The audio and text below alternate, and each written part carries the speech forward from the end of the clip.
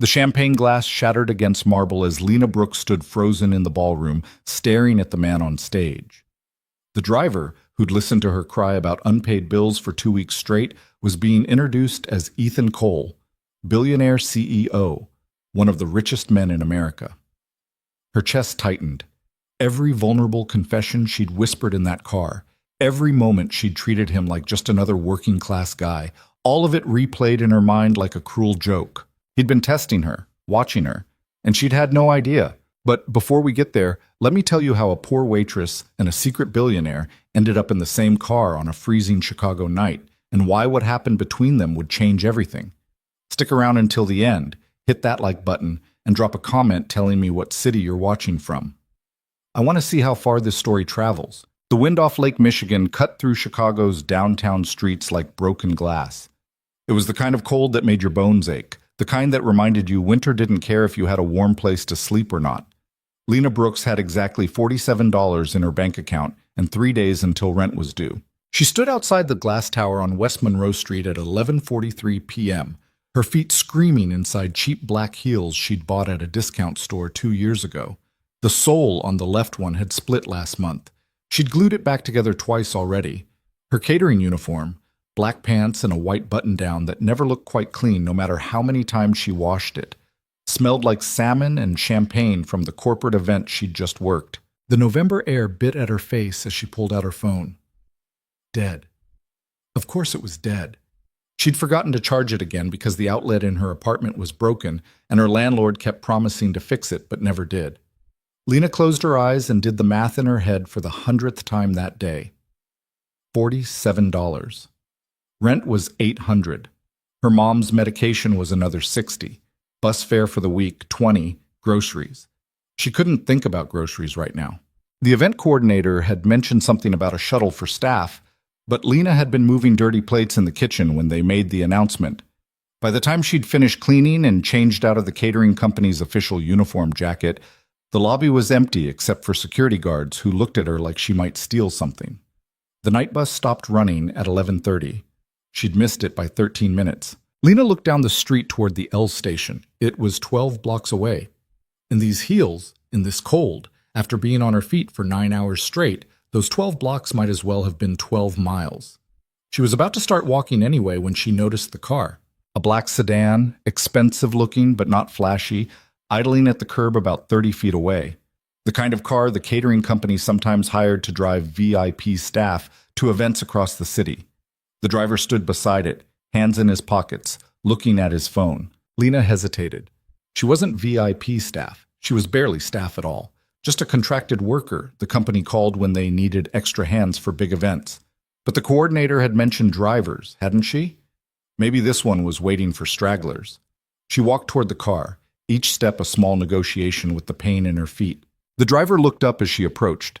He was younger than she expected, maybe early 30s, with dark hair and the kind of face that seemed designed to not be noticed. Not ugly, not handsome, just regular. He wore dark jeans and a jacket that looked warm but not expensive. His eyes were gray, or maybe blue, hard to tell under the streetlights. "Excuse me," Lena said, hating how small her voice sounded. "Are you here for the catering staff? They said there might be drivers." She trailed off because she could hear how desperate she sounded, and she hated it. The man looked at her for a long moment. He didn't smile, didn't frown, just looked. "Where do you need to go?" he asked. His voice was quiet, neutral. No accent she could place. "South Side," Lena said, "near Bronzeville. But if you're not supposed to, if I'm not on your list or whatever, it's fine. I can walk to the L." The man glanced down the street in the direction she'd been looking, then back at her. "Get in," he said. He opened the back door. Lena froze. Something about it felt wrong, or maybe too easy. Or maybe she'd just learned not to trust things that seemed helpful because they usually weren't. "I don't want to get you in trouble," she said. "If I'm not supposed to—" "You'll freeze before you make it to the station in those shoes," the man said. It wasn't mean, just factual. He was still holding the door open. "Get in." Lena looked at her reflection in the car's tinted window. She looked exactly like what she was. A 30-year-old woman who'd been pretty once, before life had worn her down. Dark circles under brown eyes that used to be bright. Hair pulled back in a ponytail because she couldn't afford to get it cut. Lipstick she'd applied 12 hours ago now faded to nothing. She got in the car. The interior smelled like leather and something else, something clean she couldn't identify. Not air freshener, just clean. The seats were heated. Lena almost moaned when the warmth hit her back. The driver got in the front seat and pulled into traffic without asking for her exact address. Maybe he was going to ask once they were moving. Maybe he had GPS. Lena didn't know how these things worked. She'd never been in a car this nice before. "Thank you," she said after a few blocks of silence. "Really, I know you probably have other people to pick up, and I'm probably making you late, and I'm sorry about that. The bus stopped running and my phone died, and..." "It's fine," the driver said. His eyes met hers in the rearview mirror for a second, then back to the road. Lena settled back against the warm leather and tried not to think about how pathetic she must look. Just another broke woman who couldn't get her life together, grateful for charity from strangers. They drove in silence for a while. The city slid past the windows, bright downtown giving way to darker neighborhoods, glass towers becoming brick buildings, clean streets becoming cracked pavement. The driver didn't put on music, didn't make small talk, just drove. Lena found herself studying the back of his head. Dark hair, a little too long, broad shoulders under the jacket, hands on the steering wheel that looked like they'd done real work at some point, not the soft hands of guys who spent all day at computers. "I'm Lana," she said finally, because the silence was starting to feel heavy. "Lena Brooks." "Ethan," the driver said. Just the first name. No last name. That felt right somehow, like they existed in a space where last names didn't matter because they'd never see each other again after tonight. "How long have you been driving for the catering company?" Lena asked. There was a pause, so brief she almost missed it. "Not long," Ethan said. "It's decent money, right? Better than waiting tables?" "I wouldn't know," Ethan said. "I've never waited tables." "Lucky you," Lena said, and she tried to keep the bitterness out of her voice but didn't quite manage it. "I've been doing it for 8 years, catering on the side when I can get the work. It's not exactly a career plan, but bills don't pay themselves." She should stop talking. She always did this when she was nervous, filled silence with words she'd regret later. But something about the quiet car, and the warm seats, and the fact that she'd probably never see this man again, made her keep going. "My mom needs medication," Lena heard herself say, "for her heart. Insurance won't cover all of it. I keep thinking if I just work enough shifts, I'll get ahead. But I never do. There's always something. Rent goes up, or the hot water heater breaks, or my shoes fall apart, and I need new ones, but I can't afford good ones, so I buy cheap ones that fall apart in 6 months, and then I'm back where I started." She pressed her lips together. "Stop talking, Lena." But Ethan didn't tell her to shut up, didn't change the subject, just kept driving. "Where's your father?" he asked after a moment. "Dead," Lena said. "Heart attack when I was 19, no life insurance. Mom couldn't work after that. Her own heart problems got worse from the stress. So it's been me taking care of both of us since then." "That's a lot for one person," Ethan said quietly. "Yeah, well." Lena looked out the window at the passing streetlights. "Life doesn't care what's a lot. You just do what you have to do." They were in Bronzeville now, getting close to her building. Lena recognized the corner store where she sometimes bought lottery tickets she knew she'd never win, the bus stop where she waited every morning at 6 a.m. to get to her day shift at the diner. "It's the next block," she said, "the brick building with the blue door. You can just drop me at the corner if that's easier." Ethan pulled up directly in front of her building. Lena reached for the door handle, then stopped. "I really appreciate this," she said. "You probably saved me from frostbite or worse. If there's any way I can pay you back. I know you were probably supposed to get paid by the company for this ride, and if I screwed that up for you by not being on the official list, I can try to..." "Don't worry about it," Ethan said. He was looking at her in the rearview mirror again, those gray-blue eyes that gave nothing away. "Still," Lena said. "Thank you." She got out of the car before she could embarrass herself any further. The cold hit her like a slap after the warmth of the heated seats. She turned to wave, but the car was already pulling away, taillights disappearing down the dark street. Lena climbed the 3 flights to her apartment, her feet throbbing with each step. Inside, her mother was asleep in the bedroom they shared. Lena could hear her labored breathing through the thin wall. She sat down on the lumpy couch that served as her bed and pulled off her ruined heels. Tomorrow she'd work the breakfast shift at the diner, then she had a catering gig tomorrow night at some hotel downtown. 18 hours on her feet. She'd need to tape up the shoes, maybe put cardboard in the soles to cover the holes. Lena lay back and stared at the water-stained ceiling. She thought about the quiet driver who'd picked her up without asking questions, the warm car, the way he'd listened when she talked about her life without making her feel stupid for struggling. She'd probably never see him again. That was fine.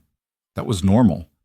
People like her didn't get fairy tale endings. They got Tuesday morning shifts and broken heels and $47 in the bank.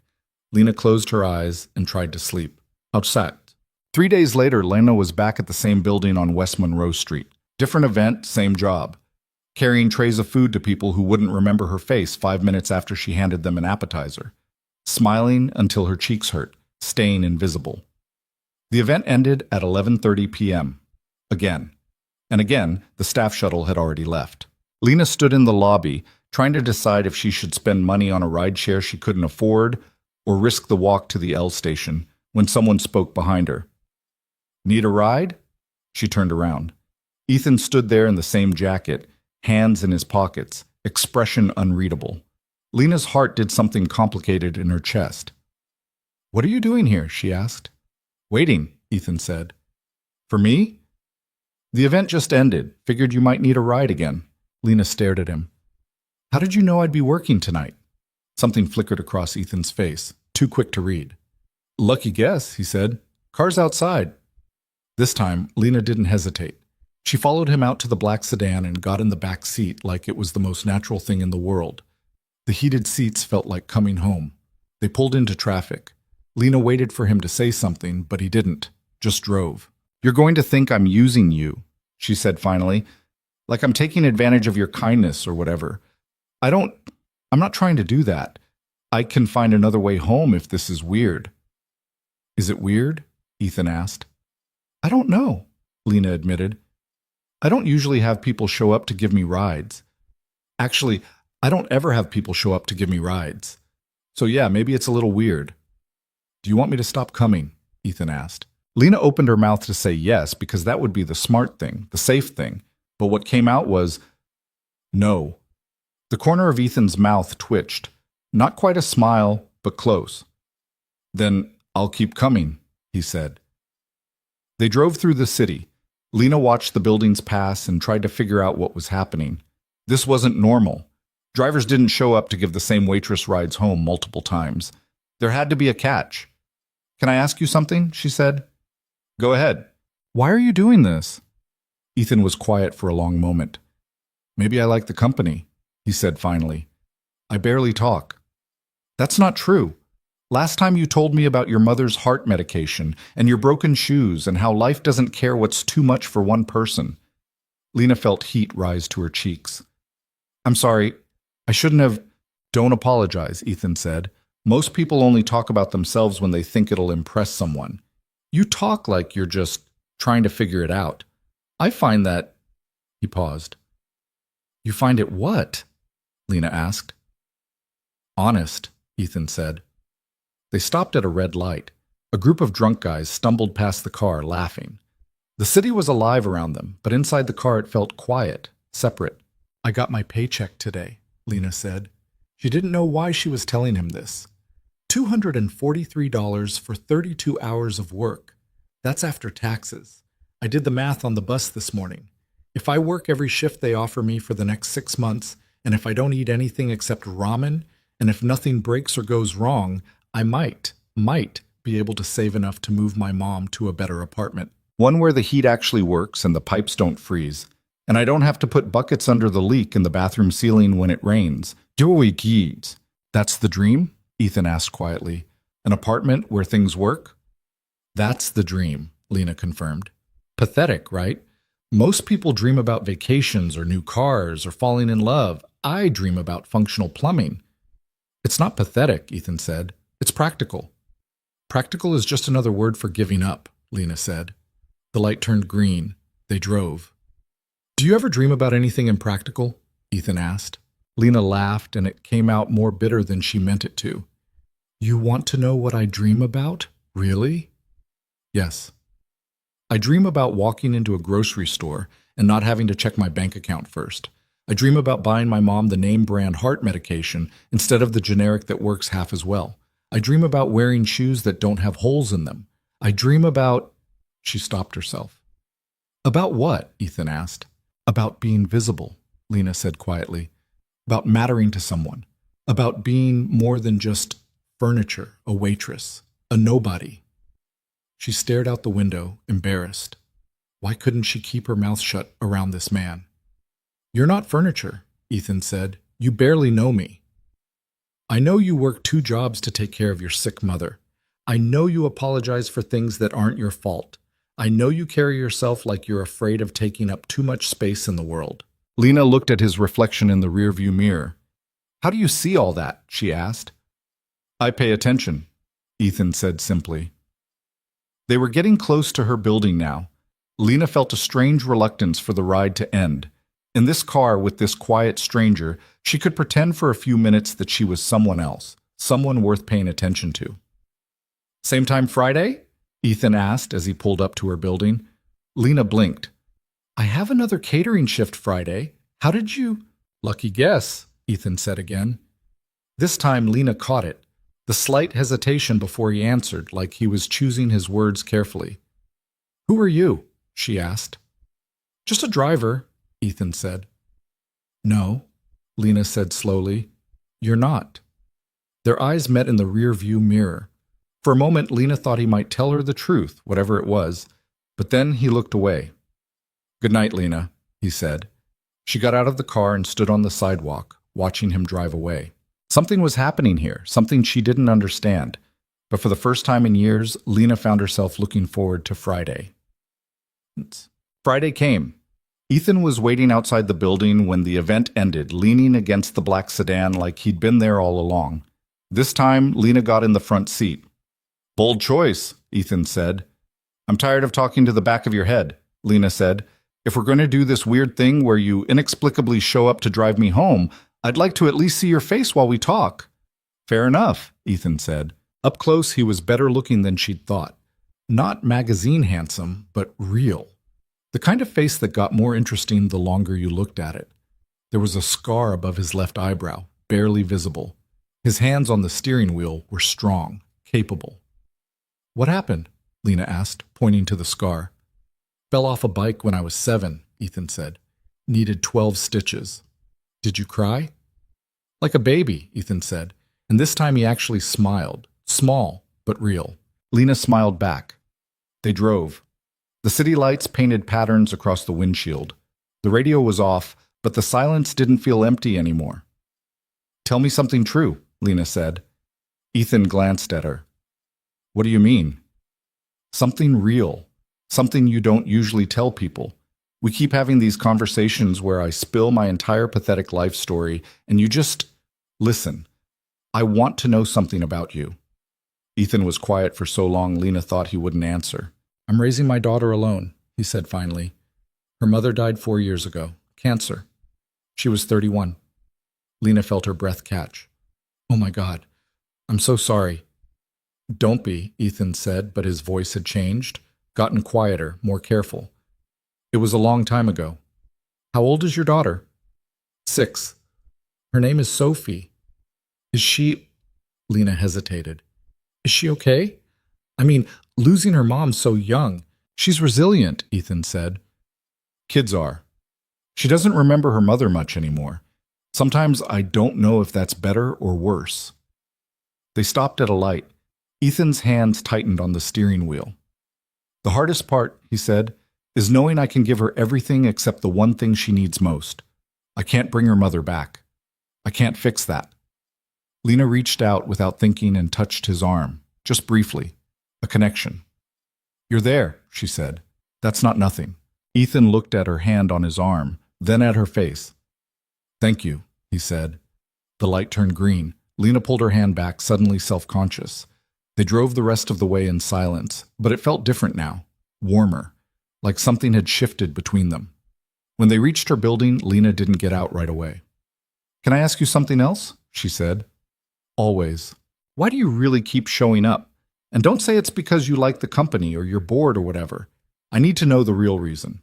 Ethan turned to face her fully. Because when I talk to you, he said slowly, I remember what it's like to be around someone who's still figuring out how to survive instead of just existing. Everyone I know has already won or already given up. You're still fighting. That's... He paused, searching for words. That's what? Lena asked. Rare, Ethan said. Lena's heart was doing that complicated thing again. I should go, she said. See you next week? Ethan asked. Yeah, Lena said. Next week.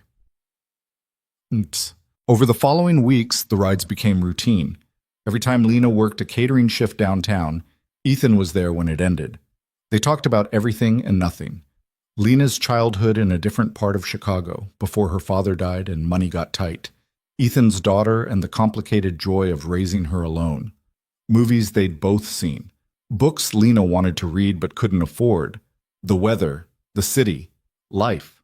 Lena started looking forward to those drives more than she wanted to admit. And slowly, carefully, she started to notice things. The way Ethan's jacket was always perfectly fitted, not off the rack like she'd first thought. The watch he wore. She'd Googled it one day at the library and nearly choked when she saw the price. The fact that he never seemed stressed about money, never mentioned bills or rent or any of the thousand small financial anxieties that consumed Lena's every waking moment. But she didn't ask, because asking meant potentially shattering whatever this was, and Lena wasn't ready to lose it yet. One rainy Tuesday in late November, everything changed. Lena's shift had been brutal. The event had run 3 hours overtime, and she'd been stiffed on the promised overtime pay. Her feet were bleeding inside her shoes. She'd worn through the cardboard inserts and hadn't had time to replace them. When she finally stumbled out of the building at 1 a.m., she was crying and trying to hide it. Ethan took one look at her face and opened the car door without a word. Lena collapsed into the passenger seat. Bad night, he asked quietly. They didn't pay me, Lena said, and the words came out choked. 3 extra hours, and they said there was a processing error, and I'll get the money next month, but my rent is due Friday, and I'm short $200, and I can't. She pressed her hands against her face, trying to stop the tears, but they kept coming. Years of exhaustion and fear and barely holding it together all came pouring out in the front seat of Ethan's car, while rain hammered against the windows. I'm sorry, she gasped. I'm sorry, I'm not... Hey, Ethan said gently. It's okay. It's not okay, Lena said. Nothing's okay. I work so hard and it's never enough. I can't save money. I can't get ahead. I'm drowning and nobody cares and I'm so tired of pretending I'm fine when I'm not fine. I'm so far from fine, I can't even see fine anymore. She felt Ethan's hand on her shoulder, warm and steady. Breathe, he said. Just breathe for a second. Lena tried. Failed. Tried again. Slowly, her breathing steadied. The tears stopped. She wiped her face with her sleeve and felt humiliation crash over her. God, I'm a mess, she said. I'm sorry you had to see that. Don't apologize for being human, Ethan said. He reached into the back seat and pulled out a bottle of water, handed it to her. Lena drank, grateful. $200, Ethan said quietly. That's what you're short? I'll figure it out, Lena said quickly. I didn't mean to. I know you weren't asking, Ethan said, but I'm offering. Lena's head snapped up. No, absolutely not. Why not? Because I don't take money from people. We barely know each other and I can't just... It's $200, Lena. It won't change my life, but it might change yours. That's not the point, Lena said stubbornly. The point is I don't want to be someone's charity case. I've spent my whole life being looked down on by people with money, and I can't. She stopped because her voice was rising again, getting shaky. Ethan was quiet for a moment. What if it's not charity? He said. What if it's just one person helping another person because they can? There's always a catch, Lena said. In my experience, when people with money offer to help, they want something back, always. What do you think I want? Ethan asked. Lena looked at him, really looked. His gray-blue eyes were steady, open, waiting for her answer. I don't know, she admitted. That's what scares me. I don't want anything, Ethan said. I just don't like watching you suffer when I have the ability to help. You don't know me, Lena said, but her resistance was weakening. I know enough, Ethan said. Lena stared down at her hands. $200, rent paid, 1 month without the sick fear of eviction, 1 month to breathe. If I say yes, she said slowly, it's a loan. I pay you back, every penny. Fine, Ethan said. I'm serious. I believe you. Lena took a shaky breath. Okay. Yes. Thank you. Ethan pulled out his wallet and counted out cash. $200 in 20s. He handed it to Lena like it was nothing, like he hadn't just handed her survival. Thank you, Lena said again, her voice barely a whisper. You don't know what this means. I think I do, Ethan said quietly. They sat in the rain-dark car, and something unspoken settled between them. Something bigger than money, more complicated than kindness. Lena folded the bills carefully and put them in her pocket. I'm going to pay you back, she said. I know, Ethan said, but they both knew she probably wouldn't be able to. Not for a long time. Not unless something changed. That night, lying on her lumpy couch bed, Lena thought about Ethan's hands counting out 20s like they were nothing. The expensive watch, the perfect jacket, the car that probably cost more than she'd earn in 5 years. Just a driver, he'd said. Lena was starting to suspect that was a lie. But she was also starting to suspect she didn't care. The $200 bought Lena exactly 18 days of breathing room before the next crisis hit. Her mother's prescription ran out on a Wednesday. The pharmacy tech, a tired woman with gray roots showing through bad dye job, handed Lena a slip of paper with a number on it that made her stomach drop.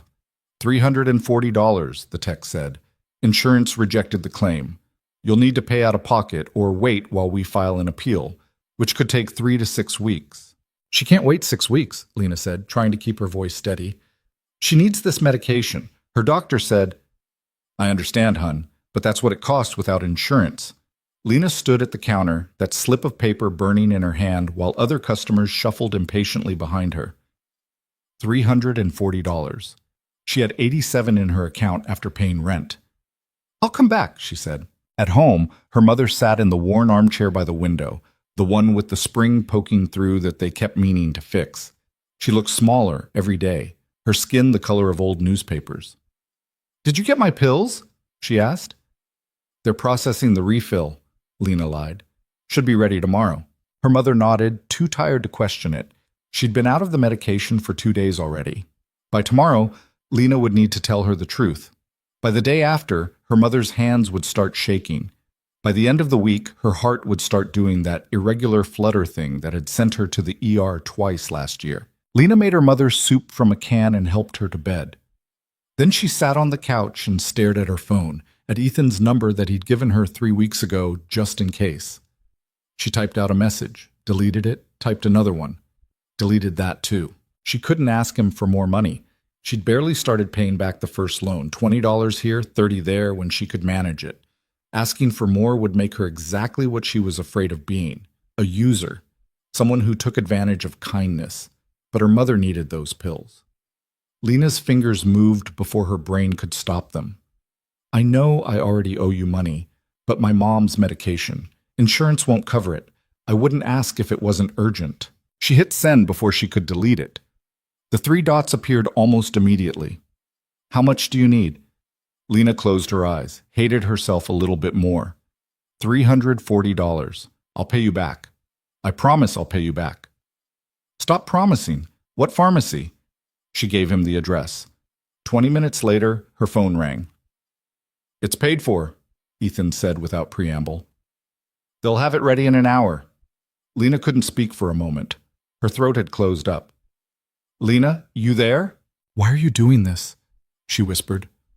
Because your mother needs medication and you need help, Ethan said, like it was the simplest thing in the world. I don't understand you, Lena said. I don't understand why you care. There was a long pause. Maybe I'm starting to care too much, Ethan said quietly. Does that scare you? Yes, Lena admitted. Does it scare you enough to want me to stop? Lena thought about her mother in the next room, struggling to breathe. She thought about Ethan's calm voice and the way he showed up and the warmth of his car. She thought about how long it had been since anyone had cared whether she survived or drowned. "No," she said. "Good," Ethan said. "I'll pick you up Friday after your shift." He hung up before she could thank him again. Lena picked up the medication an hour later. Walking home with the white paper bag, she felt the weight of it, not just the physical weight, but what it represented. Debt, dependence, the slow erosion of her independence that she'd fought so hard to maintain. But her mother would be okay for another month. Sometimes survival required swallowing your pride. Friday came. Ethan was waiting, as always. Lena got in the passenger seat and sat there for a moment without speaking. The car smelled like coffee. There were 2 cups in the holders. "Black, no sugar, right?" Ethan said. "How did you know?" "You mentioned it once, 3 weeks ago. You said people who put sugar in coffee are lying to themselves about liking coffee." Lena picked up the cup, stunned that he'd remembered such a throwaway comment. "Thank you," she said. "For the coffee, for the medication, for everything." "You're going to wear out those words," Ethan said, pulling into traffic. "What words?" "Thank you.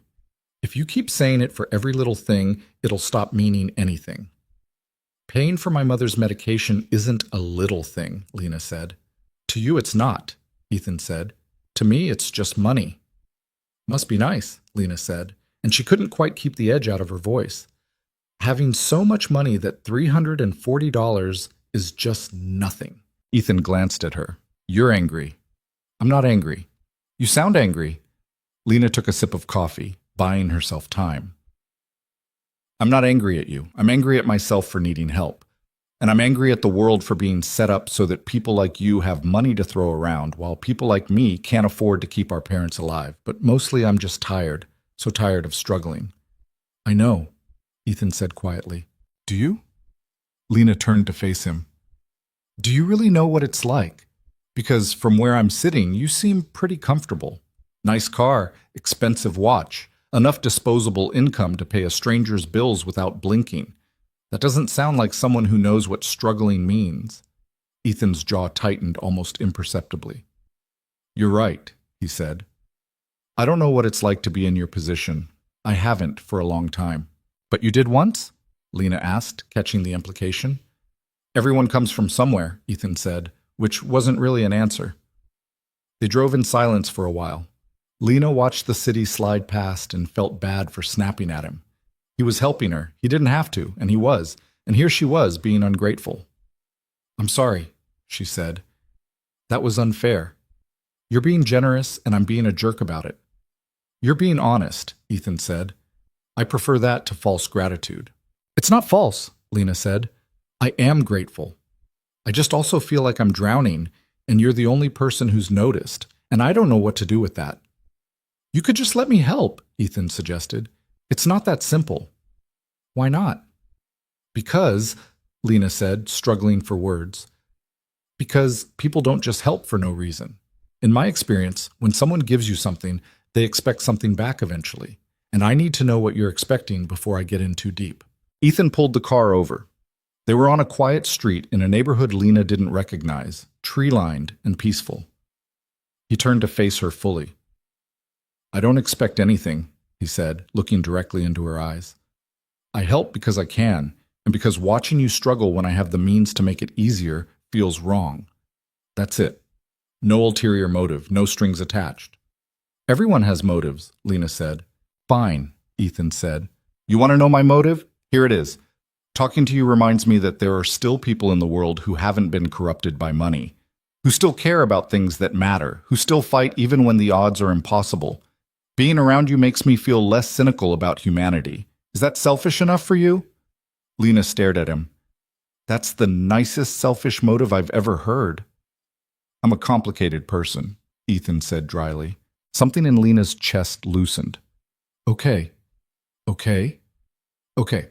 I'll try to stop being suspicious of your help. I'll try to just accept it, but I'm still paying you back." "I wouldn't expect anything less," Ethan said. He pulled back into traffic. Lena settled back in her seat, coffee warming her hands. "Can I ask you something?" she said after a few minutes. "Always." "What do you do?" "For work, I mean." You said you're not really a driver, and you've got enough money to just hand out hundreds of dollars, like they're nothing. So what's your actual job? Ethan's hands tightened on the steering wheel. I work in technology, he said carefully. Like IT? Computers? Something like that? Must pay well. It does. Lena waited for him to elaborate, but he didn't, just drove, his face giving nothing away. You're doing it again, she said. Doing what? Deflecting. Every time I ask about your life, you give me these vague non-answers and change the subject. Maybe my life is boring, Ethan said. Boring rich people don't spend their free time driving waitresses around Chicago, Lena said. Come on, give me something real. I've told you everything about my pathetic existence. The least you can do is tell me one honest thing about yours.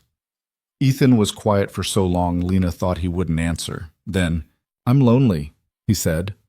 I have a daughter I love more than anything, but she's 6. Our conversations are about cartoons and whether vegetables are trying to kill her. I have colleagues, but every interaction is transactional. I have money, but it doesn't buy the kind of connection I actually want.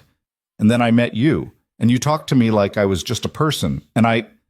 He stopped himself. You what? Lena asked softly. I didn't want to lose that, Ethan finished, so I kept showing up. Lena felt something shift in her chest. You're not what I expected. What did you expect? I don't know. Someone more arrogant, I guess. Rich tech guys usually are, but you're just sad, lonely, like me. Maybe that's why this works, Ethan said. What works? This, us, whatever this is. Lena didn't have an answer for that. They pulled up to her building. Lena didn't get out right away. Do you want to come up? She asked, and then immediately regretted it, because what was she thinking? Inviting him into her shitty apartment with its water stains and broken heater and... Yes, Ethan said. Lena blinked. Really? Unless you're rescinding the invitation. No, I just... Okay, but I'm warning you, it's not nice. It's actually pretty depressing. I'll survive, Ethan said. They climbed the 3 flights of stairs, Lena's cheeks burning with embarrassment at every stain on the carpet, every crack in the walls. This was a mistake.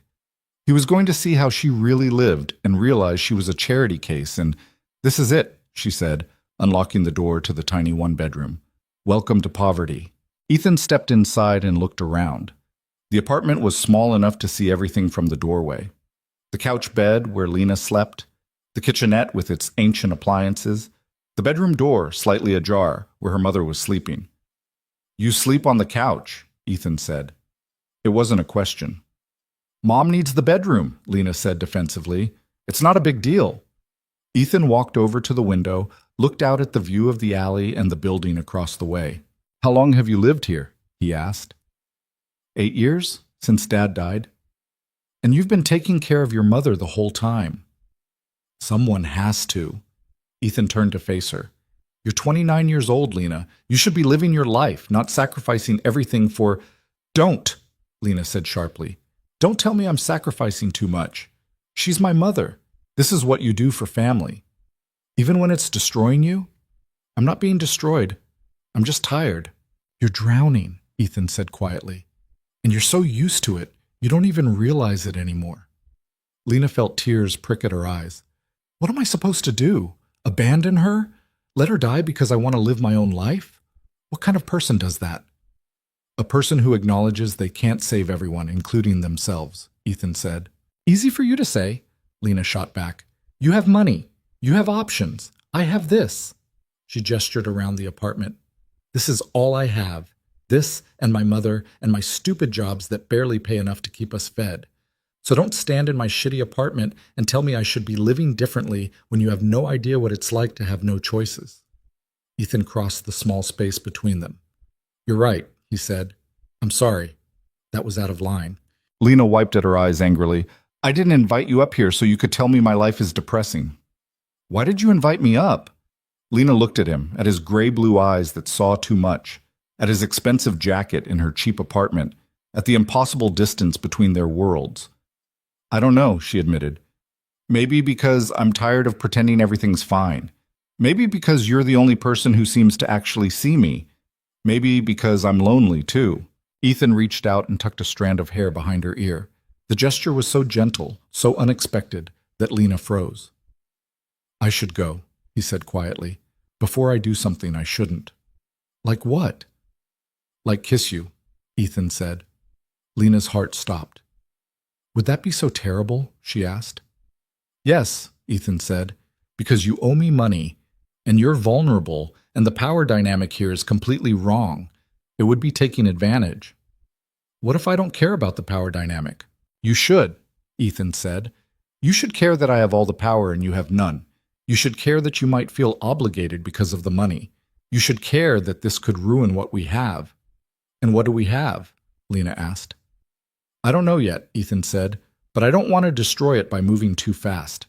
He stepped back, putting distance between them. I'll see you next week, he said. Then he left. Lena stood in her empty apartment, touching the place where his fingers had brushed her hair, and wondered if she'd just imagined the whole thing. The next 2 weeks passed in a strange haze. Ethan still showed up for her shifts, but something had changed. They talked less. The silences felt heavier. Lena caught him looking at her sometimes with an expression she couldn't read. She wanted to ask what he was thinking, but was afraid of the answer. On a Tuesday in mid-December, everything came to a head. Lena was walking home from the diner. It was only 6 p.m., still light enough to see, when she spotted a woman stranded on the side of the road. The woman's car hood was up, steam rising from the engine. 2 small kids sat in the back seat, scared. Lena should have kept walking. She was already late for her catering shift. She had exactly $12 in her pocket and needed every penny. But the woman looked terrified, and the kids were crying, and Lena couldn't just walk past. Need help? She asked. The woman jumped, then relaxed when she saw Lena was another woman, not a threat. My car just died, she said. I don't know what happened. It was fine this morning, and now... Her voice cracked. I can't afford a tow truck, and I need to get my kids to my mother's before my shift starts. If I'm late again, I'll lose my job. Lena looked at the crying kids, at the woman's worn-out face, at the desperation that looked too familiar. How far away is your mother's house? Lena asked. 4 miles, but I can't leave my car here. They'll ticket it, and I can't afford... Wait here, Lena said. She walked to the corner and flagged down a ride share. When the driver pulled up, she gave him the address and handed him her last $12. This woman and her kids need to get there, Lena said. This should cover most of it. She'll pay you the rest when you arrive. I can't, the woman started. Yes, you can, Lena said firmly. Get your kids to your mother's. Call a friend about the car. You can handle one crisis at a time. You don't have to handle them all at once. The woman's eyes filled with tears. Thank you. I don't even know your name. You don't need to, Lena said. Just pay it forward someday. The car pulled away with the woman and her crying children. Lena stood on the corner and realized she'd just given away her bus fare. Her shift started in 40 minutes on the other side of the city. She was going to be late. Again. She pulled out her phone and called the catering company. I'm so sorry, she told the manager. I had an emergency. I'm going to be at least an hour late. Don't bother coming in, the manager said coldly. This is the 3rd time this month. You're done. The line went dead. Lena stood there, phone in hand, and felt the last pieces of her life crumble. No job. No money. Rent due in 2 weeks. She sank down onto the curb and started to laugh, because if she didn't laugh, she'd cry, and she was so tired of crying. Her phone buzzed. Where are you? Ethan's text said. Lena looked at the message for a long time. Then she sent him her location. He pulled up 15 minutes later, took one look at her face, and got out of the car. What happened? He asked, sitting down next to her on the curb. Lena told him, the stranded woman, the $12, getting fired. You gave away your last money to help a stranger, Ethan said, even though it meant losing your job. I'm an idiot, Lena said. No, Ethan said. You're extraordinary. Lena laughed bitterly. Extraordinarily broke, extraordinarily unemployed, extraordinarily screwed. Come work for me, Ethan said. Lena turned to stare at him. What? My company needs people for the holiday charity drive. It's temporary, but it pays well. Better than catering. I can get you in tomorrow. I can't take another handout from you, Lena said. It's not a handout. It's a job. You'd be working, earning a paycheck. You'd actually be doing me a favor. I'm understaffed and behind schedule. What kind of work? Organizing donations, coordinating with shelters, making sure people who need help actually get it. It's grunt work, but it matters. Lena studied his face. You're making this up. You're creating a job because you feel sorry for me. I'm creating a job because you just proved you're exactly the kind of person I need, Ethan said. Someone who actually cares about helping people instead of just checking boxes. The pay is $25 an hour, 4 weeks of work. Take it or leave it. $25 an hour. Lena did the math in her head. Full-time for 4 weeks, that was $4,000. Enough for rent, enough for her mother's medication, enough to breathe for a few months. Okay, she said quietly. Okay? Okay, I'll take the job. Thank you. Ethan stood and offered her his hand. She took it, let him pull her to her feet. One condition, he said. What? Stop thanking me for everything. It's a job, not a gift. You'll earn it. Lena nodded. Okay. No more thank yous. I didn't say that, Ethan said, and there was the ghost of a smile on his face. I just said stop thanking me for everything. There's a difference. They got in the car. Lena leaned back against the seat, exhausted. You scare me, she said quietly. Why? Because you keep saving me. And I'm starting to need you to, and that terrifies me. Ethan didn't answer right away. He just drove, his profile illuminated by passing streetlights. For what it's worth, he said finally, you scare me too. Why? Because I've spent 4 years keeping everyone at a distance, and then you showed up and just walked right past all my walls like they weren't even there. I didn't mean to, Lena said. I know, Ethan said. That's what makes it worse. They drove through the dark city, two lonely people pretending they weren't falling for each other, both knowing it was already too late to stop. The lobby of Cole International took up the entire ground floor of the building where Lena had worked catering shifts for months. She'd walked past the massive reception desk dozens of times carrying trays, invisible in her server's uniform. Now she stood in front of it wearing borrowed dress pants and a blouse she'd found at Goodwill, trying not to throw up from nerves.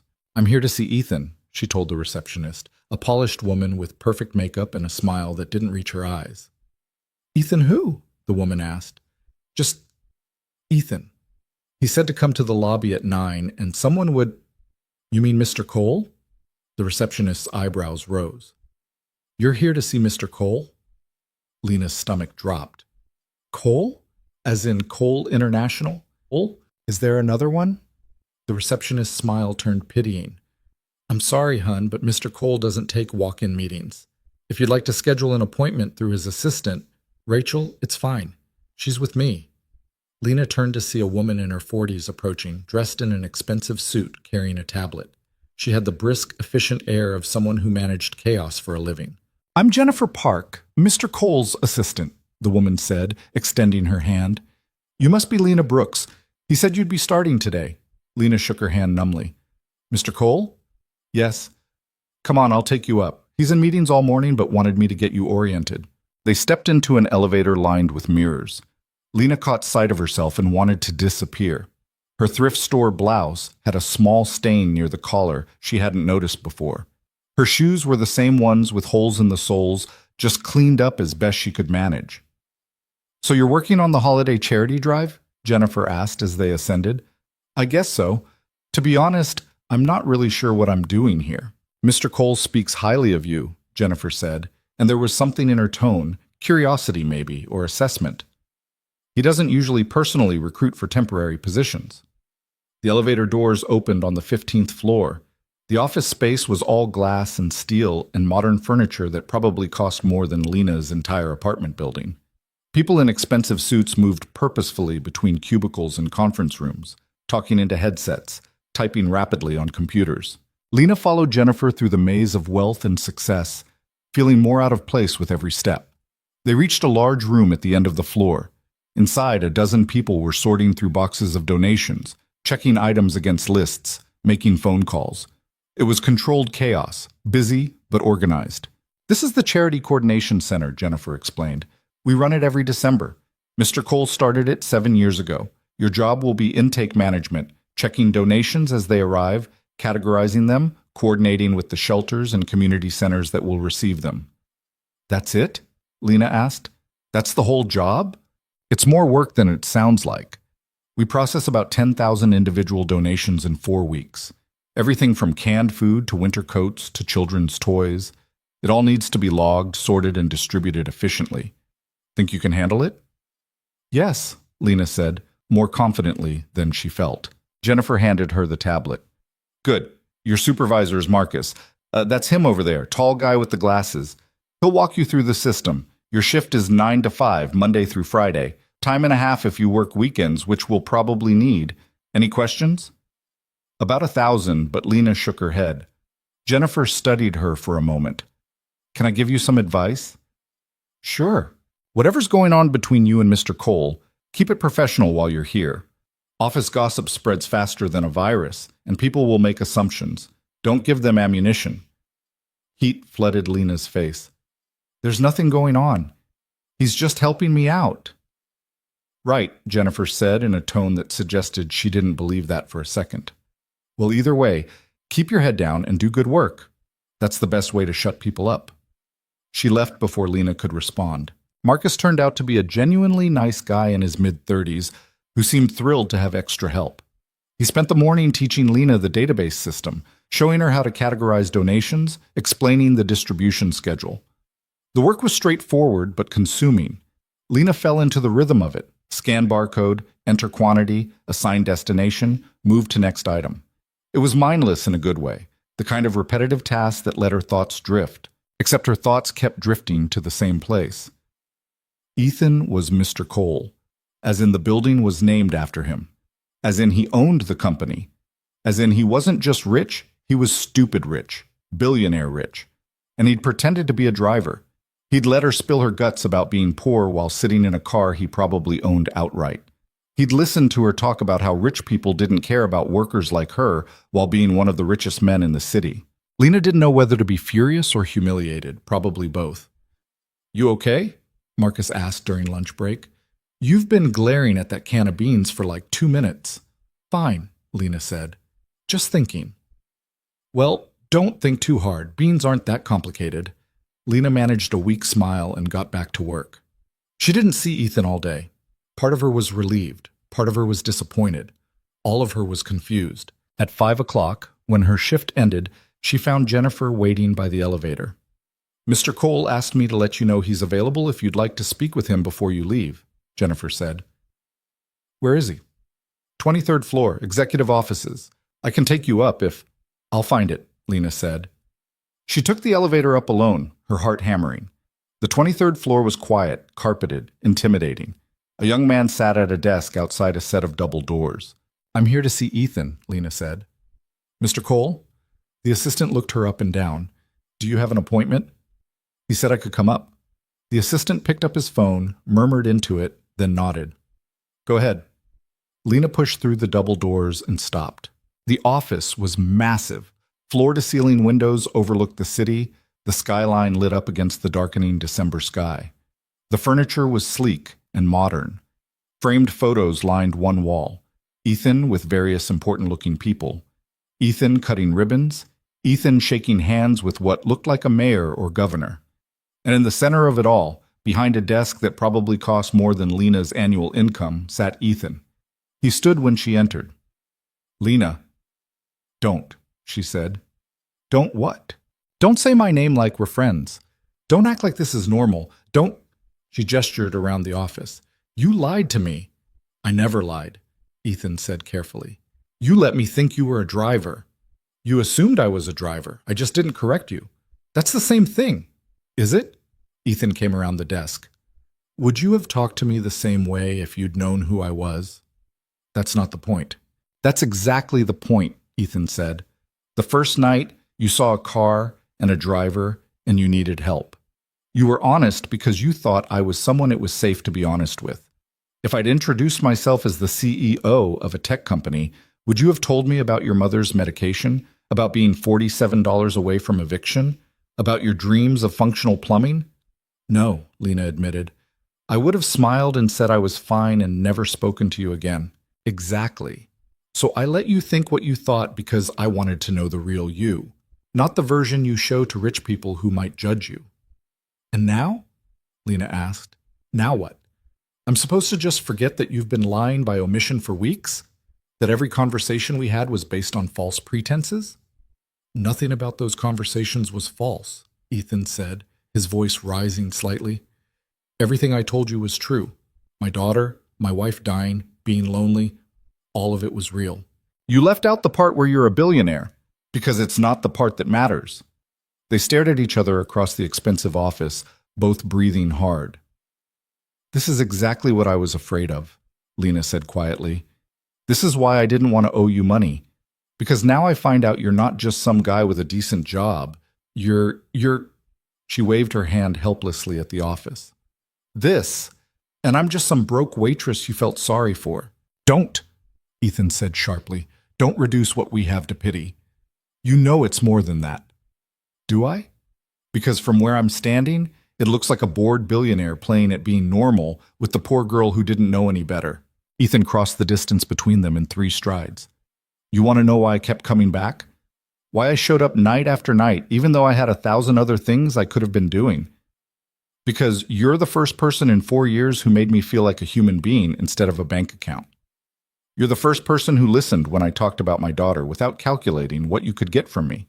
You're the first person who saw past all of this, he gestured at the office, to the person underneath. What a see. How could I see past it when you never showed it to me? Lena asked, but her voice had lost some of its anger. I'm showing you now, Ethan said.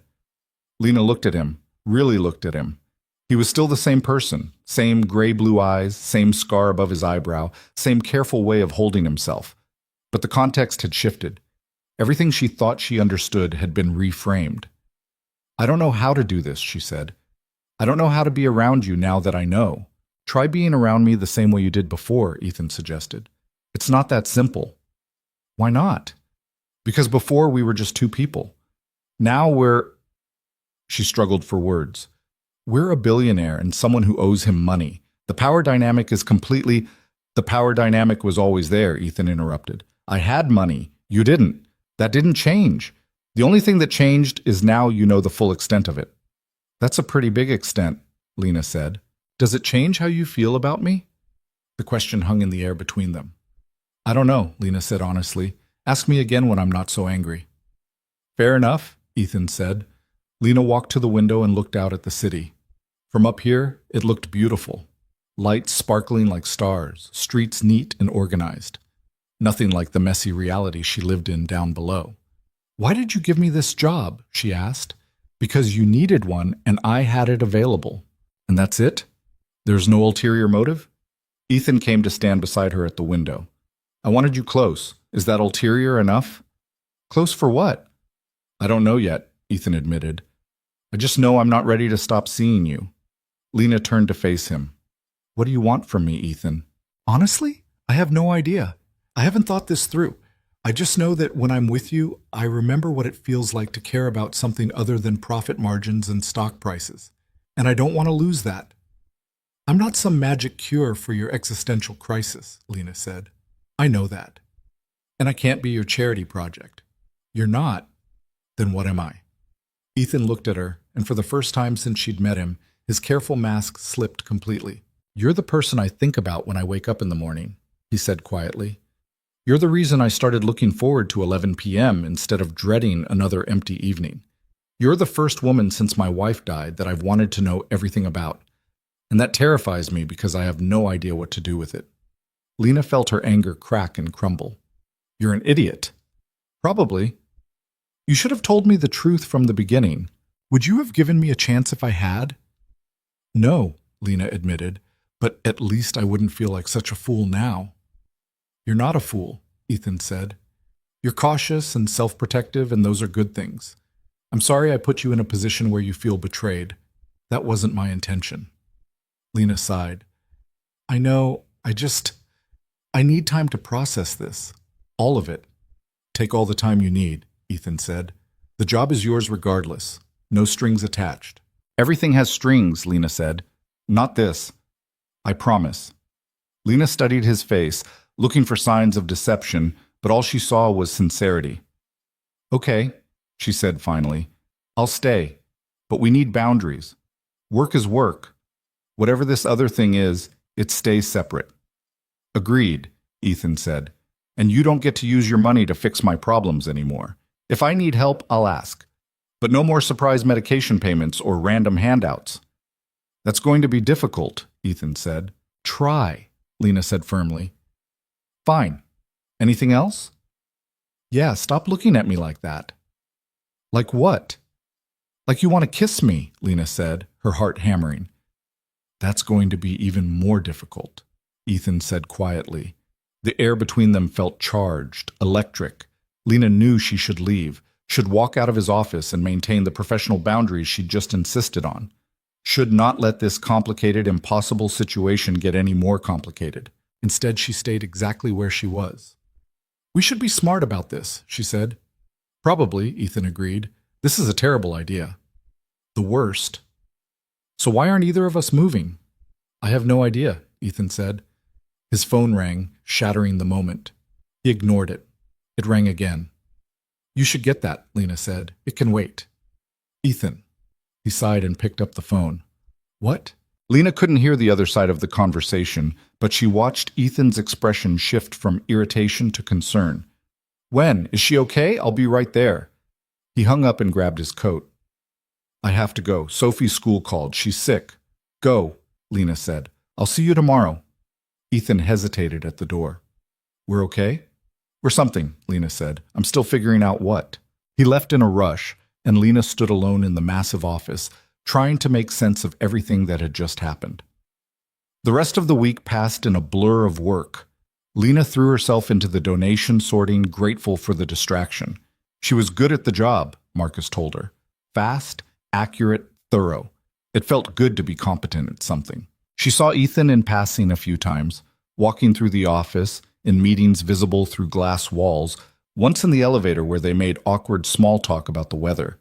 It was strange and stilted and nothing like their comfortable car conversations. Lena missed the ease they'd had before, but she didn't know how to get it back. On Friday afternoon, Jennifer appeared at Lena's workstation. Mr. Cole needs to see you, she said. What for? He didn't say. Conference room C, third door on the left. Lena found the conference room. Ethan was inside, but he wasn't alone. A small girl with dark hair and Ethan's eyes sat at the table coloring.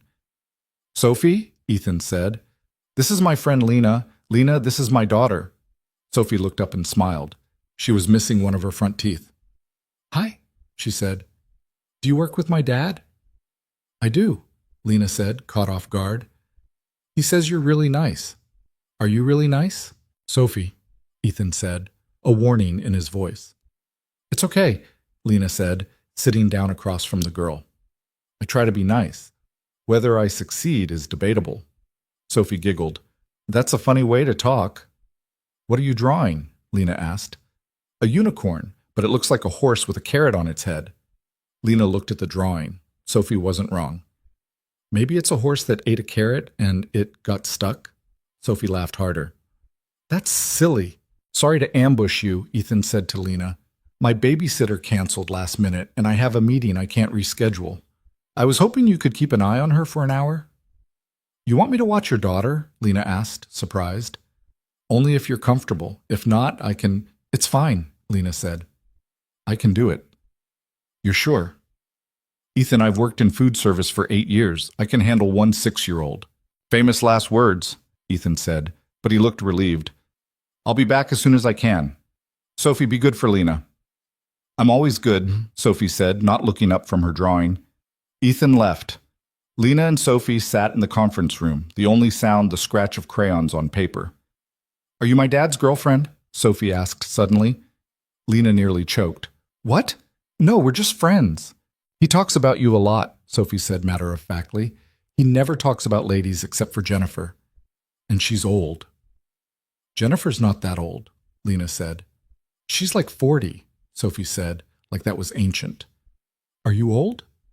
I'm 30. Is that old? Sophie considered this. A little, but not as old as Jennifer. Lena tried not to laugh. Well, that's reassuring. Do you have kids? Sophie asked. No. Why not? Because I don't have a partner, and kids are expensive, and I can barely take care of myself. Sophie frowned. That's sad. Sometimes life is sad, Lena said. But that's okay. My mom died, Sophie said, still coloring. That was really sad. Lena's heart clenched. I heard. I'm sorry. It's okay. I don't really remember her. Dad has pictures, but they just look like some lady. Sophie looked up. Is that bad, that I don't remember? No, Lena said gently. It's not bad. You were really young.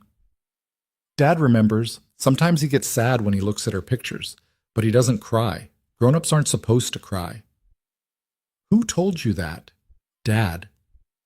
Your dad is wrong, Lena said. Grown-ups cry sometimes. It's okay to be sad. Sophie thought about this. Do you cry? Sometimes, Lena admitted. About what? Lots of things. Money, my mom being sick, being tired, feeling alone. I feel alone sometimes too, Sophie said quietly. Even when Dad's there. Is that weird? No, Lena said. That's really normal, actually. They sat together in comfortable silence. Sophie went back to her unicorn horse. Lena watched her and felt something shift in her chest. This was Ethan's whole world, the small, observant child who said profound things without realizing it. This was what he went home to every night. This was what mattered to him more than money or success or anything else. Can I tell you a secret? Sophie asked. Sure. I wish Dad had a girlfriend, not because I need a mom or anything, just because he's lonely. He thinks I don't notice, but I do. He has you, Lena said. That's different, Sophie said wisely. I'm his kid. He needs a grown-up friend who's not at work. He has those, Lena said. No, he doesn't, Sophie said. He just has people who want his money. You're the only person who talks to him normal. How do you know that? Because he smiles different when he talks about you, Sophie said. Like a real smile, not a work smile. Before Lena could respond, Ethan returned. How was she? He asked. Perfect, Lena said. We had a great chat. Uh-oh, Ethan said. What did she tell you? Nothing, Sophie said innocently. We just talked about unicorns. Ethan looked between them suspiciously, but didn't press. Come on, kiddo, time to go home. Can Lena come? Sophie asked. Sophie, please, I want to show her my room. Ethan looked at Lena helplessly. You don't have to. I'd like to, Lena said, surprising herself. That's okay. Something crossed Ethan's face. Relief, maybe. Or hope. Yeah, he said. That would be okay. They took Ethan's car, a different one than the black sedan, something bigger and more family-friendly. Sophie chattered the whole way about school and friends, and a boy named Marcus who ate glue. The house was in Lincoln Park, 3 stories of brick and glass that probably cost more than Lena would earn in 5 lifetimes. But inside it was surprisingly warm, lived in. Sophie's drawings covered the fridge, toys scattered the living room, photos lined the hallway, Sophie as a baby, Sophie learning to walk, Sophie at various ages with Ethan, and a few photos of a woman Lena assumed was Ethan's late wife. She'd been beautiful, young, smiling in every picture. That's Mom, Sophie said, following Lena's gaze. Dad says she was the best person he ever knew. I'm sure she was, Lena said softly. Sophie dragged Lena upstairs to see her room, which was an explosion of pink and purple and stuffed animals. They played with dolls for a while, Sophie narrating elaborate stories about princesses and dragons. When they came back downstairs, Ethan had made dinner. Nothing fancy, just pasta and sauce. But he'd set the table for 3. Stay, he said to Lena. Please. So she did. They ate together, the 3 of them, while Sophie told stories that went nowhere and Ethan listened with patience.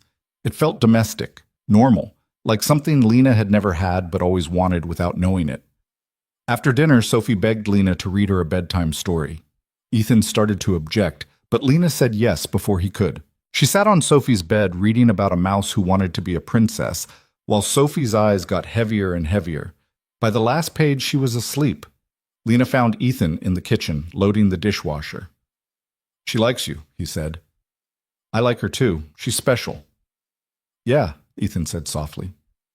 She is. I should go, Lena said. I'll drive you. It's okay. I can take the bus. Lena, let me drive you. So she did, one more time, in the car where this all started. But this time it felt different, heavier with possibility. Thank you, Ethan said as they pulled up to her building. For today. For being patient with Sophie. For staying. She told me you're lonely, Lena said. She's 6. What does she know? More than you think, apparently. Ethan was quiet for a moment. Is she right? Yeah, Lena said. But so am I. So maybe that's something we have in common. Maybe, Ethan agreed. Lena reached for the door handle, then stopped. I don't know how to do this, she said. I don't know how to be around you without getting hurt. The gap between our lives is too big. You live in a house with 3 floors and I sleep on a couch. You have money and power and options, and I have debt and desperation. How is this supposed to work? I don't know, Ethan said honestly, but I'd like to find out. If you're willing to try. Lena looked at him. This impossible man who'd driven her home night after night, who'd paid for her mother's medication, who had a daughter that made his eyes light up when she talked, who was lonely in the middle of all his success, who looked at Lena like she mattered. Okay, she said quietly. Let's try. Trying turned out to be more complicated than either of them expected. The office made everything harder. People noticed when Ethan stopped by the Charity Coordination Center more often than necessary. They noticed when Lena smiled at him differently than she smiled at Marcus or the other volunteers. They noticed when he brought her coffee in the morning, always black with no sugar. You need to be more careful, Jennifer told Lena one afternoon, appearing at her workstation with a stack of files. The rumor mill is already working overtime. We're not doing anything wrong, Lena said defensively. I didn't say you were. I'm saying perception matters, especially for him. Jennifer lowered her voice. Mr. Cole has worked incredibly hard to build his reputation. One whiff of impropriety with an employee and the board will have a field day. I'm temporary staff for a charity program, Lena said. Not exactly a scandal. You'd be surprised what people can turn into a scandal when they want to. Jennifer's expression softened slightly. Look, I'm not trying to be difficult. I actually think you're good for him. I haven't seen him this present in years. Just be smart about it. For both your sakes. She left before Lena could respond. That evening, Lena brought it up during dinner at Ethan's house. It had become a routine over the past 2 weeks. She'd finish work, he'd drive her to his place, they'd make dinner together while Sophie did homework at the kitchen table. It felt dangerously domestic. Jennifer warned me about office gossip today, Lena said, chopping vegetables while Ethan stirred sauce on the stove.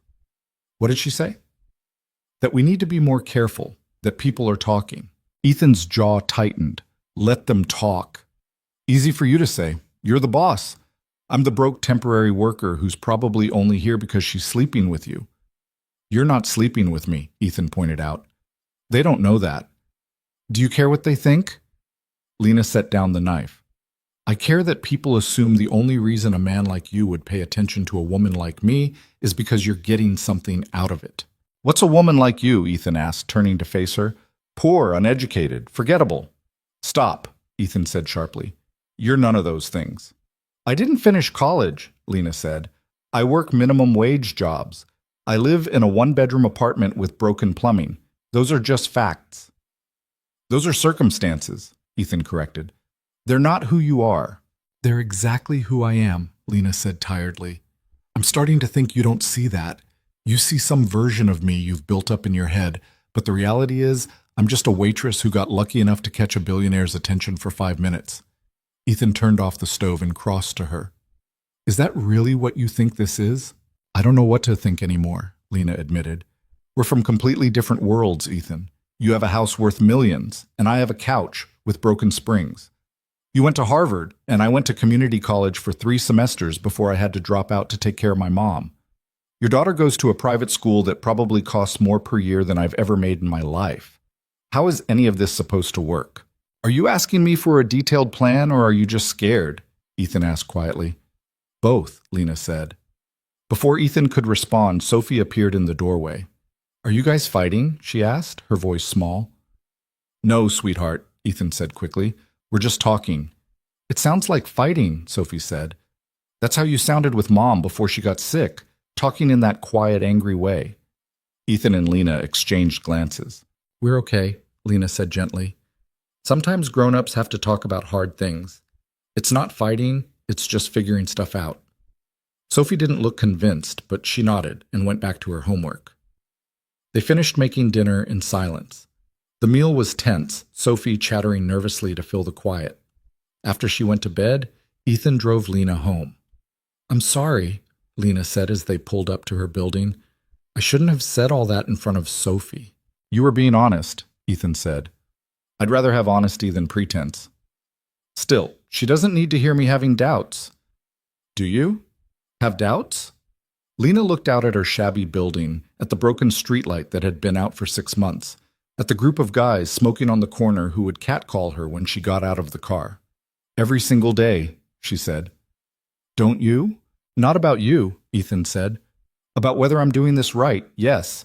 About whether I'm moving too fast or not fast enough, constantly. But about wanting you in my life? No. No doubts. That's because you're not the one taking all the risk, Lena said. What risk? You could walk away from this tomorrow and be fine. Your life wouldn't change. But I've let myself start caring about you and Sophie, and when this inevitably falls apart, I'm the one who gets destroyed. You go back to your mansion and your company and your perfectly ordered life. I go back to my broken couch knowing exactly what I lost. Ethan was quiet for a long moment. You think this would be easy for me? He asked finally. You think losing you wouldn't matter? I think it would matter less, Lena said, because you have so much more to fall back on. Money doesn't fix loneliness, Ethan said. Trust me, I've tried. At least you can be lonely in comfort, Lena said, then immediately felt terrible. Sorry. That was cruel. But honest, Ethan said, which is what we said we'd be. Lena unbuckled her seatbelt but didn't get out of the car. I don't know how to do this, she said. I don't know how to be with someone who lives in a completely different reality than me. Every time I'm at your house, I'm hyper-aware of how I don't belong there. Every time you're at work, I'm worried people are judging me for taking advantage of you. Every time I see how Sophie looks at me, I panic because what happens when you realize this was a mistake and she's already attached to me? What if it's not a mistake? Ethan asked. It has to be, Lena said. The statistics alone, I don't care about statistics. Well, I do, Lena said. I care that relationships between people from vastly different economic backgrounds fail at astronomical rates. I care that your family and friends probably think you're slumming it with the help. I care that I'm getting in deeper every day and I have no safety net when this crashes. Then what do you want to do? Ethan asked. End it now? Before anyone gets hurt worse? Lena looked at him, at the face she'd memorized over weeks of car rides, at the man who'd shown up for her again and again, even when he didn't have to. I don't want to end it, she whispered. That's the problem. Then don't, Ethan said simply. It's not that easy. Why not? Because I'm terrified, Lena's voice cracked. I'm terrified of losing you, and I'm terrified of keeping you, and I'm terrified that I'm making the biggest mistake of my life, but I can't seem to stop myself from falling, and that scares me most of all. Ethan reached across and took her hand. I'm scared too, he said quietly. I haven't let anyone this close since Rachel died. The thought of something happening to you, of losing someone else I care about, it keeps me up at night, but I'd rather be scared with you than safe and alone. Lena squeezed his hand. We're a mess, aren't we? Completely, Ethan agreed. She leaned over and kissed him. Just briefly, just a brush of lips, but it felt like jumping off a cliff. When she pulled back, Ethan's eyes were closed. Go inside, he said, his voice rough. Before I do something stupid like ask you to stay. Would that be so stupid? Lena asked. Yes, Ethan said, because we're trying to do this right.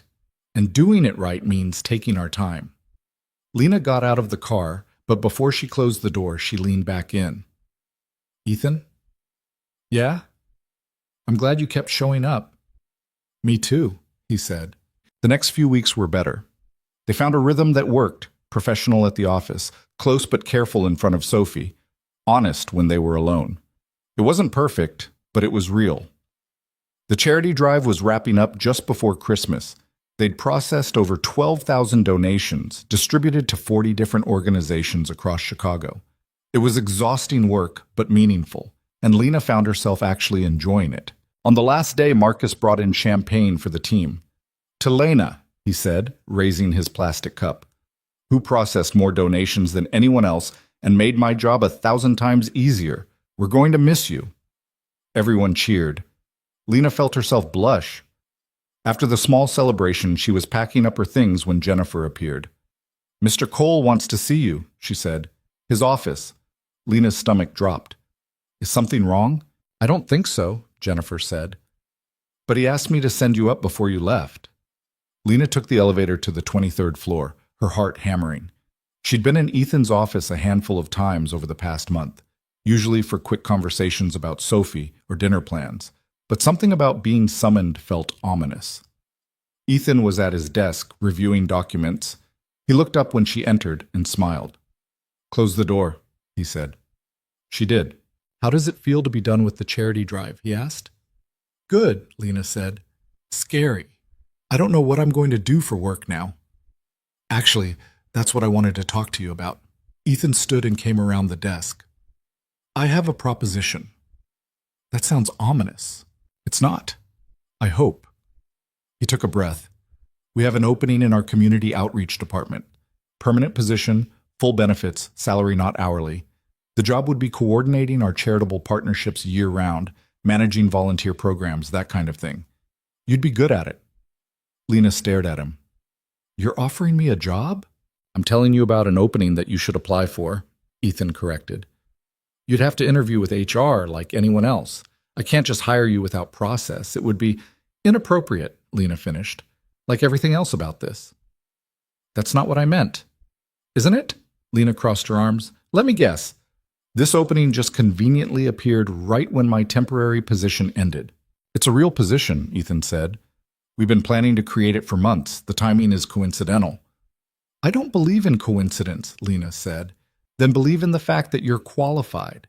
You've proven over the past month that you're organized, efficient, and genuinely care about the work. Those are the exact qualifications we need.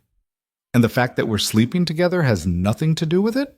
We're not sleeping together, Ethan said, his patience clearly wearing thin. But we're involved, romantically, whatever you want to call it. That's a conflict of interest. Only if I'm your direct supervisor, which I wouldn't be. You'd report to the head of community relations, not to me. Lena paced the office. This is exactly what I was afraid of. You using your position to help me. I'm not using anything, Ethan said. I'm telling you about a job opening. What you do with that information is up to you. What if I don't get it? What if I interview and they decide I'm not qualified? Then you don't get it, Ethan said simply. I won't interfere either way. Lena stopped pacing and looked at him. Promise? I promise. This is your decision, Lena. I'm just giving you the option. She thought about it. A real job. Salary, benefits, stability. The kind of work that actually meant something. It was everything she'd needed without knowing how to ask for it. It was also terrifying. What happens if we break up? She asked. If this thing between us doesn't work out and I'm working here, how awkward will that be? Extremely, Ethan admitted, but I'd like to think we're both professional enough to handle it. You have more faith in humanity than I do. One of us has to, Ethan said. Lena took a breath. Okay, I'll apply. But if I get it, it's because I earned it, not because of you. Agreed, Ethan said. She interviewed the following week. The head of community relations was a woman named Patricia, who'd been with the company for 15 years. She was thorough, professional, and gave no indication whether she knew about Lena's connection to Ethan. We'll be in touch, Patricia said at the end of the hour-long interview. 3 days later, Jennifer called. You got the job, she said. Congratulations, you start January 2nd. Lena stood in her apartment, phone in hand, feeling dizzy. She had a real job, with benefits, making $48,000 a year, which was more money than she'd ever imagined earning. She called Ethan. I got it, she said when he answered. I know, Patricia just told me. Congratulations. Did you have anything to do with the decision? No, Ethan said firmly. Patricia makes her own hiring choices. I stayed completely out of it. Okay, Lena said. Okay, I just needed to hear you say it. You earned this, Ethan said. Now celebrate. Lena hung up and looked around her shabby apartment. For the first time in 8 years, she could see a way out. She could afford a better place, could get her mom better care, could buy shoes without holes in them. She called her mother into the living room and told her the news. Her mother cried, and Lena cried, and they held each other on the lumpy couch that had been home for too long. 2 weeks before Christmas, Ethan invited Lena to a charity gala his company was hosting. "It's black tie," he warned, "very formal. You'd be going as my date, which means people will definitely talk."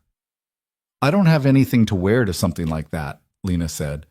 "I can—" "Don't," Lena interrupted. "Don't offer to buy me a dress. I'll figure it out." She borrowed a dress from a coworker at her old diner job, a simple black thing that was slightly too big but would work. She did her own makeup, pulled her hair into a bun, and tried not to think about how out of place she was going to feel. Ethan picked her up at 7. When she opened the door, he stared. "You look beautiful," he said. "I look like I'm playing dress-up," Lena said. "But thanks." The gala was at a hotel downtown, the same hotel where she'd worked catering shifts dozens of times. It felt surreal walking in through the front entrance instead of the service door. The ballroom was full of Chicago's elite, politicians, business leaders, society people whose names Lena recognized from newspapers. Everyone was beautiful, polished, expensive. Lena felt like a fraud. "Breathe," Ethan murmured in her ear. "You belong here as much as anyone." "That's objectively not true," Lena whispered back. He introduced her to people whose names she immediately forgot. She smiled and nodded and tried not to feel like the help masquerading as a guest. Dinner was served. Lena sat at Ethan's table, hyper-aware of which fork to use, whether she was holding her wine glass correctly, if she was chewing too loudly. The woman next to her, dripping in diamonds, asked what Lena did for a living. "I work in community outreach," Lena said, "for Coal International." "Oh, how nice," the woman said in a tone that suggested it wasn't nice at all. "And how did you meet Ethan?" "He gave me a ride when I missed my bus," Lena said honestly. The woman's perfectly shaped eyebrows rose. How romantic. It didn't sound like a compliment. After dinner, there were speeches. Awards given to generous donors. A presentation about the company's charitable initiatives. Ethan was called to the stage to say a few words. Lena watched him up there, comfortable and confident in a way she would never be in these settings. He talked about responsibility and giving back and using success to help others. Everyone applauded. When he returned to the table, a man Lena didn't recognize clapped him on the shoulder. "A great speech, Cole, though I have to say I'm surprised to see you here with a date. We all thought you'd be married to your work forever." "Things change," Ethan said mildly. The man looked at Lena with poorly disguised curiosity. "And who's the lucky lady?" "Lena Brooks," Ethan said. "Lena, this is Richard Ashford. He sits on our board." "Pleasure," Richard said, shaking her hand. His grip was slightly too firm, his smile slightly too assessing. "How long have you two been seeing each other?" "A few months," Ethan said before Lena could answer. Richard said. "Well, you're certainly full of surprises these days, aren't you?" He walked away, leaving an uncomfortable silence. "He seems lovely," Lena said dryly. "He's a nightmare," Ethan agreed. "But he controls a significant number of board votes, so I have to be nice to him." "Politics," Lena said.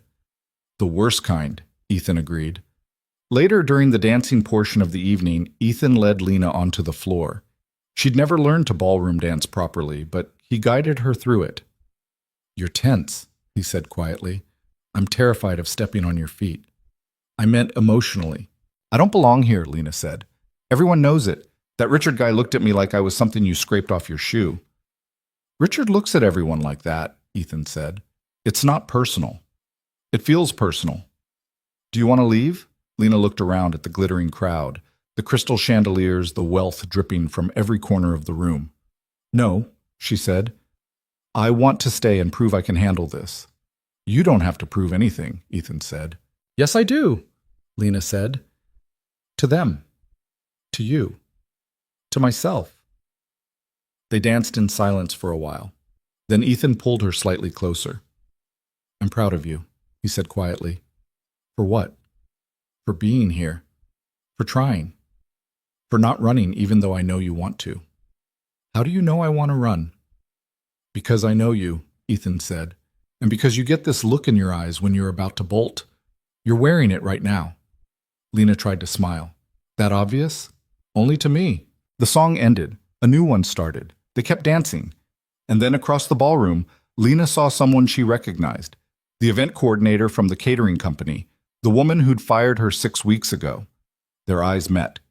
The woman's face went through several expressions. Surprise, recognition, confusion, and finally something that looked like vindication. Lena could practically see the woman doing the math. The fired waitress was here as a guest, on the arm of Ethan Cole himself. The rumors would spread before the night was over. "We need to go," Lena said suddenly. "What? Why?" "Please, I need to leave." Ethan didn't argue. They collected their coats and left, the cold December air hitting them as they exited the hotel. "What happened?" Ethan asked as they waited for the valet to bring his car. "The woman who fired me was there," Lena said. "She saw us together. By tomorrow, everyone in the catering world will know I'm sleeping with you." "You're not sleeping with me," Ethan said automatically. "They don't know that." Lena's voice rose. "All they'll know is I got fired, and 3 weeks later I'm at a charity gala with a billionaire. They'll think I manipulated this somehow, that I was using you all along." "Who cares what they think?" "I care," Lena said. "I care that people will assume the worst of me. I care that my reputation in this city is about to be destroyed. I care that—" She stopped because she was on the verge of tears and refused to cry at a valet stand. The car arrived. They got in. Ethan drove in silence for several blocks. "I'm sorry," he said finally. "I didn't think about how this would affect your life outside of us." "How could you?" Lena said tiredly. "You live in a world where reputations don't matter because you have enough money to not care. I don't have that luxury." "What do you want me to do?" Ethan asked. "I don't know," Lena admitted. I need to think." He pulled up to her building, but she didn't get out. "Are you okay?" he asked. "No," Lena said honestly, "but I will be. I just need some time to process this." "Take all the time you need," Ethan said. She leaned over and kissed his cheek. "Thank you for trying to make tonight good." "It started good," Ethan said. "We'll work on the ending next time." Lena went inside feeling like she'd just survived a battle. Her mother was asleep. She changed out of the borrowed dress and lay on her couch, staring at the ceiling. Her phone buzzed, a text from a number she didn't recognize. "Saw you tonight at the gala. Guess you landed on your feet after all. Or should I say on your back?" Lena deleted it. Then another came, and another. By midnight, she'd received 7 messages from people she used to work with, each one more vicious than the last. Accusations, assumptions, crude jokes about how she'd secured her promotion. She turned off her phone and tried to sleep. But all she could think about was how right she'd been to be scared. How the gap between her world and Ethan's wasn't just about money. It was about everything: reputation, perception, the way people looked at you and made judgments that could destroy you.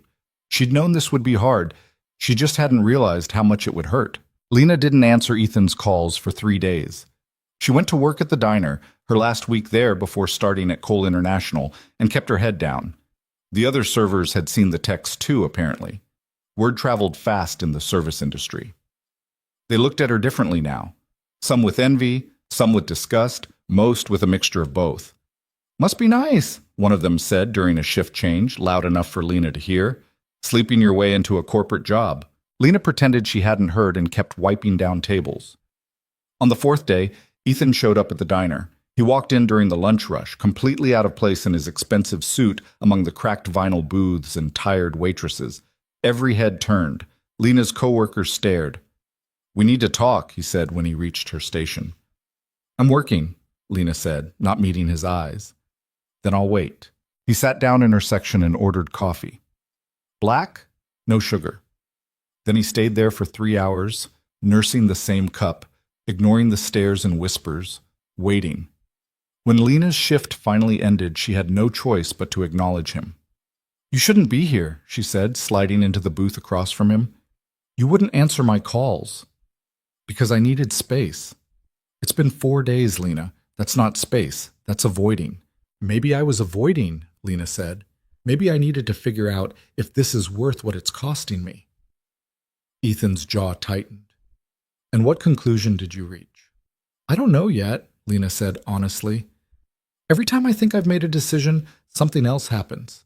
The texts won't stop. People I've worked with for years won't look at me. Yesterday, someone left a note on my locker calling me a gold-digging whore. Ethan's expression darkened. Who? Does it matter? The point is, being with you is destroying my reputation. Your reputation with people who don't matter, Ethan said. They matter to me, Lena shot back.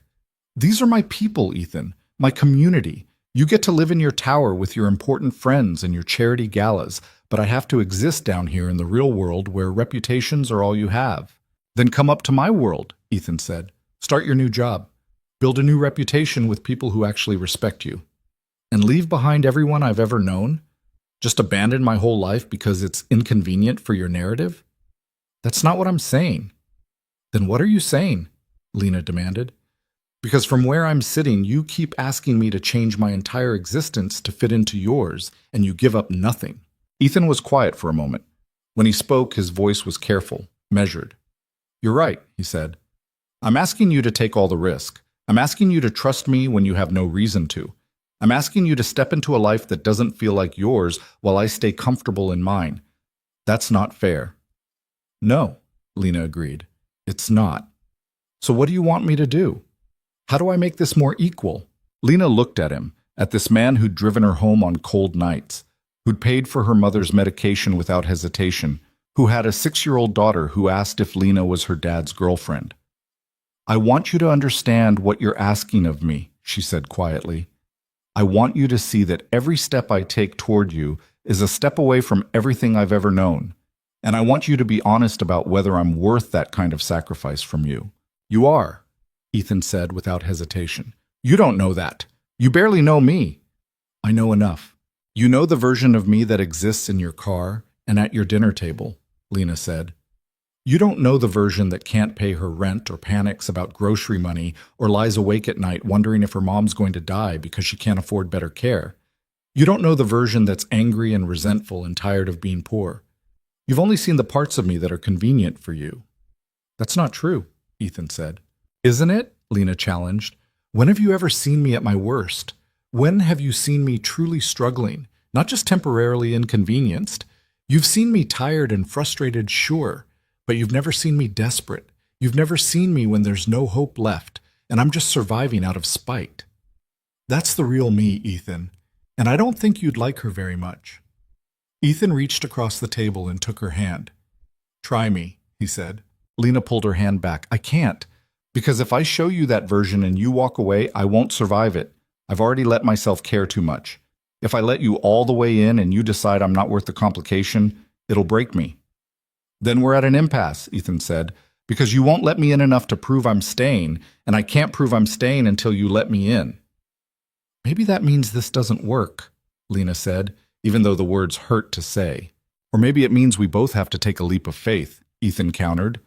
They sat in the booth, the diner's fluorescent lights harsh and unflattering, and Lena felt the weight of the decision pressing down on her. I start the new job in a week, she said finally. Let me get through that first. Let me see if I can actually survive in your world before we make any big declarations about what this is. Okay, Ethan said, but I'm not going anywhere, just so we're clear. We'll see, Lena said. She slid out of the booth and left him sitting there, knowing he was watching her go, knowing she was hurting him by keeping him at a distance. But self-preservation had kept her alive this long. She wasn't ready to abandon it just yet. The week before Christmas, Lena's mother had a heart episode. Lena came home from her last shift at the diner to find her mother on the floor of the bathroom, conscious but struggling to breathe. The ambulance ride to the hospital was a blur of sirens and panic, and a paramedic asking questions Lena couldn't focus enough to answer. At the ER, they stabilized her mother and moved her to a cardiac unit. The doctor, a tired woman with kind eyes, explained that the medication wasn't working as well as it should. Her mother needed a procedure, possibly surgery, definitely more intensive treatment. How much? Lena asked. The doctor hesitated. With your insurance, you'd be looking at around $15,000 out of pocket. We can set up a payment plan. $15,000, Lena repeated numbly. She sat in the waiting room after the doctor left, doing math that didn't work no matter how many times she tried. Her new job had better insurance, but it hadn't kicked in yet. She had maybe $3,000 in savings, money she'd been carefully building from the charity drive job. Nowhere near enough. Her phone was in her hand before she consciously decided to use it. "Lena?" Ethan answered on the first ring. "Is everything okay?" "My mom's in the hospital," Lena said, and her voice cracked. "Her heart. She needs surgery, and I don't have the money, and I know I said I didn't want your help, but I don't know what else to do." "Which hospital?" Ethan interrupted. She told him. "I'll be there in 20 minutes, he said. "Don't make any decisions until I get there." He arrived in 15, Sophie in tow because apparently he'd been picking her up from school when Lena called. "Is Lena's mom going to die?" Sophie asked, her eyes wide with fear. "No, sweetheart," Ethan said, though he had no way of knowing that. "The doctors are taking good care of her." He pulled Lena aside while Sophie sat in the waiting room, coloring in a book a nurse had given her. "Tell me what they said," Ethan said. Lena explained about the surgery, the cost, the payment plan she couldn't afford even with installments. "I'll take care of it," Ethan said. "I can't let you do that." "Lena, I mean it," she said. "I can't keep taking money from you. I'm already in debt to you for hundreds of dollars. If you pay for this too, I'll never get out from under it. I'll never be able to look at you without seeing what I owe you." "Then don't think of it as debt," Ethan said. "Think of it as, what, a gift? Charity? Either way, it's me taking from you and giving nothing back." "You give me plenty back," Ethan said quietly. "Like what? What could I possibly give you that's worth $15,000? "You give me hope," Ethan said simply. "You give me a reason to care about something other than quarterly earnings and board meetings. You give Sophie someone who talks to her like she's a real person instead of a trophy to show off. You give me a future that doesn't look like just me and my daughter alone in that house forever. Is that worth $15,000? To me, yes, absolutely." Lena felt tears spill over. "I hate this. I hate needing you." "I know," Ethan said, "but right now your mother needs surgery and I can pay for it. Can we deal with your pride later and her health now?" Lena nodded, defeated. Ethan talked to the hospital administrators. Papers were signed. The surgery was scheduled for the next day. Lena's mother would get the care she needed, and Lena would owe Ethan Cole another piece of her independence. That night, Ethan insisted Lena stay at his house instead of the hospital. Sophie needed to sleep in her own bed, he reasoned, and Lena needed rest before the surgery. Her mother was stable and sleeping. The nurses had Lena's number if anything changed. At the house, Sophie made Lena hot chocolate and showed her drawings she'd made at school. "This one is you," Sophie said, pointing to a stick figure with brown hair. "And this is Dad. And this is me. We're all holding hands." "That's beautiful," Lena said, her voice thick. "Are you sad?" Sophie asked. "A little," Lena admitted. "Because your mom is sick?" "Yeah." "When my mom was sick," Sophie said carefully, "Dad cried a lot. But he tried to hide it. Are you trying to hide it?" "Maybe a little," Lena said. "You don't have to," Sophie said. "Dad says it's okay to be sad when people you love are sick." After Sophie went to bed, Lena and Ethan sat in his living room. It was late, nearly midnight. Tomorrow her mother would have surgery that Ethan was paying for. In a week, Lena would start a job at Ethan's company. Her entire life was becoming entangled with his, and she didn't know how to stop it. "Thank you," she said quietly, "for today, for everything." "You don't have to thank me." "Yes, I do. You dropped everything to help me. You brought your daughter to a hospital waiting room. You paid for surgery without even knowing if my mother will survive it." "She'll survive it," Ethan said with certainty he couldn't possibly have. "You don't know that." "No," Ethan admitted, "but I choose to believe it anyway." They sat in silence for a while. Then Lena spoke. "I'm falling in love with you," she said, "and it terrifies me." Ethan went very still. "Why does it terrify you?" "Because I've never loved anyone who had the power to destroy me. My mom, she's my responsibility, but it's different. This, it's choosing to give someone the ability to break me, and I don't know if I'm strong enough to survive it if you do." "I won't," Ethan said. "You can't promise that. People leave, people die. People decide you're not worth the trouble. It happens." "It does," Ethan agreed. "Rachel left, not by choice, but she left, and it nearly destroyed me. So I understand what you're afraid of, but I also know that the alternative, Never loving anyone, never risking that pain, that's not living, that's just existing. Maybe existing is safer, Lena said. It is, Ethan said, but is it worth it? Lena looked at him, this man who'd seen her at her most vulnerable and hadn't run, who'd paid for her mother's surgery without making her feel small, who had a daughter who drew pictures of the three of them holding hands. I don't want to just exist, she whispered. Then don't, Ethan said. He moved closer, and this time when he kissed her, Lena didn't pull away. She let herself fall into it, into him, into the terrifying possibility that maybe this could work. When they broke apart, both breathing hard, Ethan rested his forehead against hers. Stay, he said. Not just tonight. Stay. I have an apartment, Lena said weakly, with a broken heater and a leak in the bathroom and a couch you've been sleeping on for 8 years. Stay here. Move in. Let me help you. That's too fast. Is it? We've been circling each other for months. I think we're past too fast. What about Sophie? What will she think? She'll be thrilled, Ethan said. She's been asking when you're moving in since the second time you stayed for dinner. This is crazy, Lena said. Probably, Ethan agreed. But I'm tired of being careful. I'm tired of pretending this is casual when it's not. I'm tired of watching you leave every night when I want you to stay. So I'm asking, move in with me. Not because you need rescuing, but because I need you here. Lena looked around the beautiful house that was so different from anywhere she'd ever lived. She thought about her apartment with its stains and broken things. She thought about her mother in the hospital and Sophie asleep upstairs and Ethan looking at her like she was something precious. Okay, she said, but I pay rent. Lena, I'm serious. I need to contribute. I need to feel like I'm not just living off your charity. Fine, Ethan said. You can pay rent. Whatever makes you comfortable. And I get to keep my independence. I'm not becoming some kept woman who asked permission to leave the house. I would never want that, Ethan said. And if this doesn't work out, you can't use the fact that I lived here against me. It's going to work out, Ethan said. You don't know that. I do, Ethan said. Because I'm not going anywhere, and I don't think you are either. Lena wanted to argue, but she was too tired and too scared and too in love to fight anymore. Okay, she said again, let's try. Her mother's surgery went well. Better than expected, the doctors said. She'd need rehabilitation and ongoing treatment, but the prognosis was good. Lena cried in the hospital hallway, all the fear she'd been holding finally released. Ethan held her while she fell apart, and for once, Lena didn't feel weak for needing someone. When her mother was awake and coherent, Lena told her about Ethan, about moving in, about the job. You love him? Her mother said. It wasn't a question. Yes, Lena admitted. And he loves you?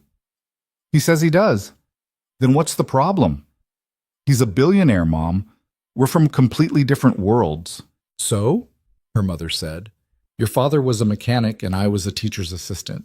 Different worlds. We made it work for 23 years until his heart gave out. Stop looking for reasons it won't work and start looking for reasons it will. What if I'm not enough for him? Lena asked quietly. What if you are? Her mother countered. What if you're exactly what he needs and you're too scared to believe it? Lena didn't have an answer for that. Moving into Ethan's house was surreal.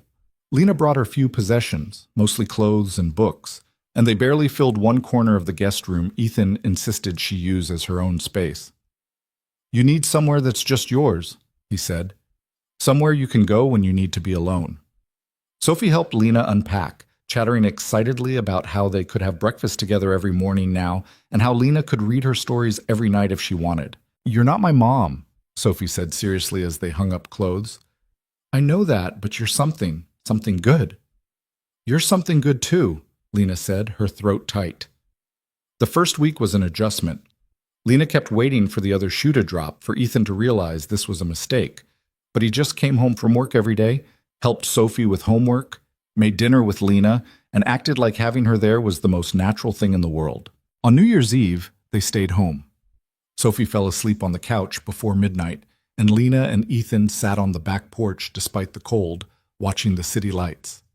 I start the new job in 2 days, Lena said. I'm terrified. You'll be great, Ethan said. You have to say that. I mean it. You care about the work. That's more important than experience or credentials.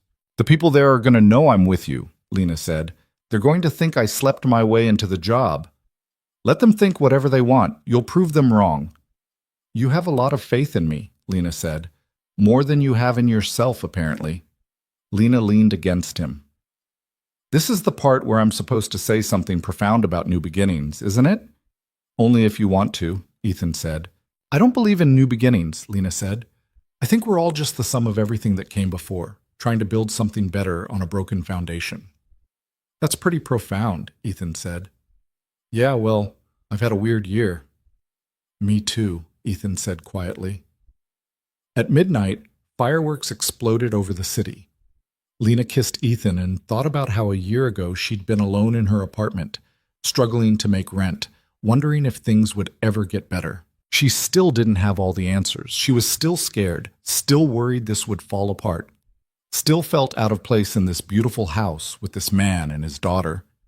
But for the first time in years, she had hope. The job at Coal International was exactly as hard as Lena expected. The work itself was manageable, coordinating partnerships, managing volunteers, tracking donations. But the office politics were brutal. People whispered when she walked by. A few were outright hostile. One woman in accounting made a point of asking Lena loudly at a staff meeting how she'd gotten so lucky to land such a great position with no relevant experience. I worked the charity drive, Lena said evenly, and I interviewed for the position like everyone else. I'm sure you did, the woman said with a smile that wasn't friendly. Lena wanted to quit every day for the first month, but she didn't. Partly out of spite, partly because she refused to prove the whispers right, mostly because she actually cared about the work. She visited the shelters and community centers that received Coal International's donations. She met families struggling exactly like she'd struggled. She organized volunteer events and saw the difference they made. And slowly, grudgingly, people started to respect her. Not all of them, but enough that work became tolerable, then actually good. 6 months in, Patricia called Lena into her office. I'm promoting you, she said. Head of Community Partnerships. It comes with a raise and more responsibility. You've earned it. Does Ethan know? Lena asked immediately. Not yet, Patricia said. This is my decision, not his. You've done excellent work. The partnerships you've built are bringing in more donations than we've seen in years. This is based on merit, not favoritism. Lena allowed herself to feel proud. Thank you. Just keep doing what you're doing, Patricia said, and ignore the gossip. People will always talk. Your work speaks louder. That night, Lena came home to find Ethan making dinner while Sophie set the table. It was such a normal scene now, so different from those early days of awkwardness and uncertainty. I got a promotion, she announced. Sophie cheered. Ethan smiled and pulled her into a hug. I'm proud of you, he said. I earned it, Lena said, needing him to know. I never doubted it, Ethan said. After dinner, after Sophie went to bed, Lena and Ethan sat in their spot on the back porch. A year ago, I was serving appetizers at a party in your building, Lena said, and now I'm here. Sometimes I still can't believe it. Do you miss it? Ethan asked. Your old life? Parts of it, Lena admitted. The simplicity, maybe. Not worrying about office politics or whether people thought I deserved my job. But mostly, no. Mostly, I'm just glad I'm not drowning anymore. You were never drowning, Ethan said. You were swimming. It's different. Semantics, Lena said. Important semantics, Ethan corrected. Drowning implies helplessness. You were never helpless. You were surviving against impossible odds. There's strength in that. Lena thought about the woman she'd been a year ago, desperate, tired, hopeless. She thought about all the people still living that way, still struggling with broken shoes and empty bank accounts and the crushing weight of poverty. I want to do more, she said suddenly. The donation drives are good, but they're not enough. I want to create programs that actually help people escape poverty, not just survive it. Like what? Ethan asked. Job training, childcare assistance, transportation vouchers so people can actually get to interviews, housing deposits, the things that make the difference between staying poor and getting out. Lena's words came faster as the ideas formed. We have the resources. We could actually change lives instead of just putting band-aids on systemic problems. Pitch it to the board, Ethan said. They'll never go for it. It's too expensive, too risky. Pitch it anyway, Ethan said. If anyone can convince them, it's you. So she did. She spent 2 months developing the proposal, creating budgets, researching similar programs. She practiced her presentation until she could deliver it in her sleep. The board meeting was terrifying. 15 people in expensive suits, looking at her with varying degrees of skepticism.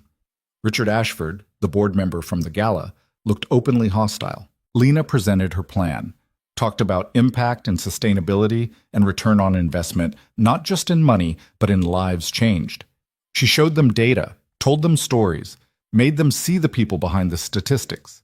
When she finished, there was silence. "It's too idealistic," Richard said. "This isn't a charity, it's a business. We can't throw money at social problems and hope they fix themselves." "I'm not asking you to throw money," Lena said. "I'm asking you to invest in people, the same way you invest in technology or infrastructure. People are the best investment a company can make." "And if it fails," Richard challenged. "Then we learn from it and try again," Lena said. "But doing nothing because we're afraid of failure isn't leadership. It's cowardice." She regretted the words as soon as they left her mouth. "You didn't call board members cowards." But Richard laughed. Actually laughed. "She's got spine," he said to Ethan. "I'll give her that." The board approved a pilot program. Smaller than Lena wanted, but it was a start. Walking out of that meeting, Lena felt something she hadn't felt in years. Not hope, exactly. More like purpose. Like maybe her struggles hadn't been meaningless. Maybe she could use what she'd learned to help others. A year and a half after that first car ride, Lena and Ethan got married. It was a small ceremony, just family and close friends. Sophie was the flower girl, taking her job very seriously. Lena's mother cried through the entire thing. They didn't have a fancy reception at a hotel ballroom. Instead, they held it at one of the community centers Lena's program supported. The same place where Lena had once served meals to struggling families, now filled with people celebrating her happiness. "This is perfect," Lena said to Ethan during their first dance. "Yeah," he asked. "Yeah, because it's real. It's us." "We're pretty good together," Ethan agreed. "We're a disaster," Lena corrected, "but we're a disaster that works." Sophie cut in on their dance, demanding her turn with both of them. They danced together, the three of them, while people cheered. Later, when the party was winding down, Lena found herself talking to a young woman who'd come through her job training program. The woman had just gotten her first real paycheck from a new job. "I wanted to thank you," the woman said. "6 months ago, I was sleeping in my car with my kid. Now I have an apartment, a job, a future, because of what you built." Lena felt tears prick her eyes. "You did the work. I just opened a door." "Sometimes that's all people need," the woman said. "Someone to open a door." After she walked away, Ethan found Lena wiping her eyes. "Happy tears?" he asked. "Yeah," Lena said. I keep thinking about who I was when we met, how desperate I was, how hopeless. And now I get to help other people feel less hopeless. It's everything," Ethan finished. "Yeah," Lena agreed. They stood together, watching people laugh and dance and celebrate, and Lena thought about the strange path that had led her here. The broken heels and missed buses, the desperate rides home, the slow building of trust with a man who'd hidden who he was so she could show who she was. It hadn't been easy. There had been fights and doubts and moments where Lena had been certain it would all fall apart. There were still hard days, still moments when she felt out of place in Ethan's world.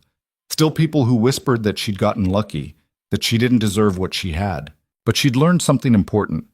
Worthiness wasn't something other people could grant or take away. It was something you claimed for yourself. She'd been worthy when she was broke and sleeping on a couch. She was worthy now, living in a mansion.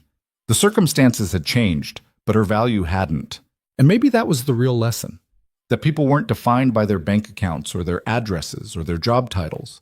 They were defined by how they treated others, how they showed up when things got hard, whether they used their circumstances as an excuse to be cruel or as a reason to be kind. Lena had spent years being invisible to people like Ethan. And Ethan had spent years being invisible to himself, buried under wealth and expectations and loneliness. They'd found each other because neither of them was looking for what they were supposed to want. Ethan hadn't wanted a trophy wife from his social circle. Lena hadn't wanted a rich savior to rescue her. They'd just wanted to be seen, really seen, for who they were underneath everything else. "What are you thinking about?" Ethan asked. "How we almost didn't happen," Lena said. How many times I almost walked away. But you didn't, Ethan said. No, Lena agreed. I didn't. Why not? Lena thought about it. Because you kept showing up, even when it was hard, even when I pushed you away. You just kept showing up. Well, Ethan said, pulling her close, that's what you do when you love someone. You show up. Sophie ran over, grabbing both their hands. Come on, she said. They're cutting the cake and I want the first piece. They followed her back to the party, this makeshift family that shouldn't have worked but somehow did. Lena looked back once at the woman who'd thanked her, now dancing with her daughter, both of them laughing. That could have been Lena's story. Drowning instead of swimming, lost instead of found. But she'd gotten lucky. Not because a billionaire had picked her up in his car, though that had certainly helped. Lucky because when the moment came to choose fear or hope, she'd chosen hope. Barely, reluctantly, terrified the whole way. But she'd chosen it, and that choice had made all the difference. The cake was chocolate, Sophie's favorite. As they cut into it together, cameras flashing, people cheering, Lena realized something. This wasn't a fairy tale ending where the poor girl became a princess and lived happily ever after in a castle. This was something better.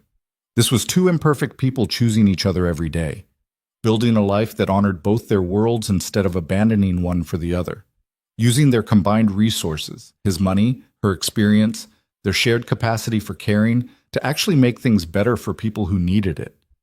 Sophie got frosting on her nose. Ethan laughed. Lena's mother took photos with a disposable camera because she didn't trust her phone.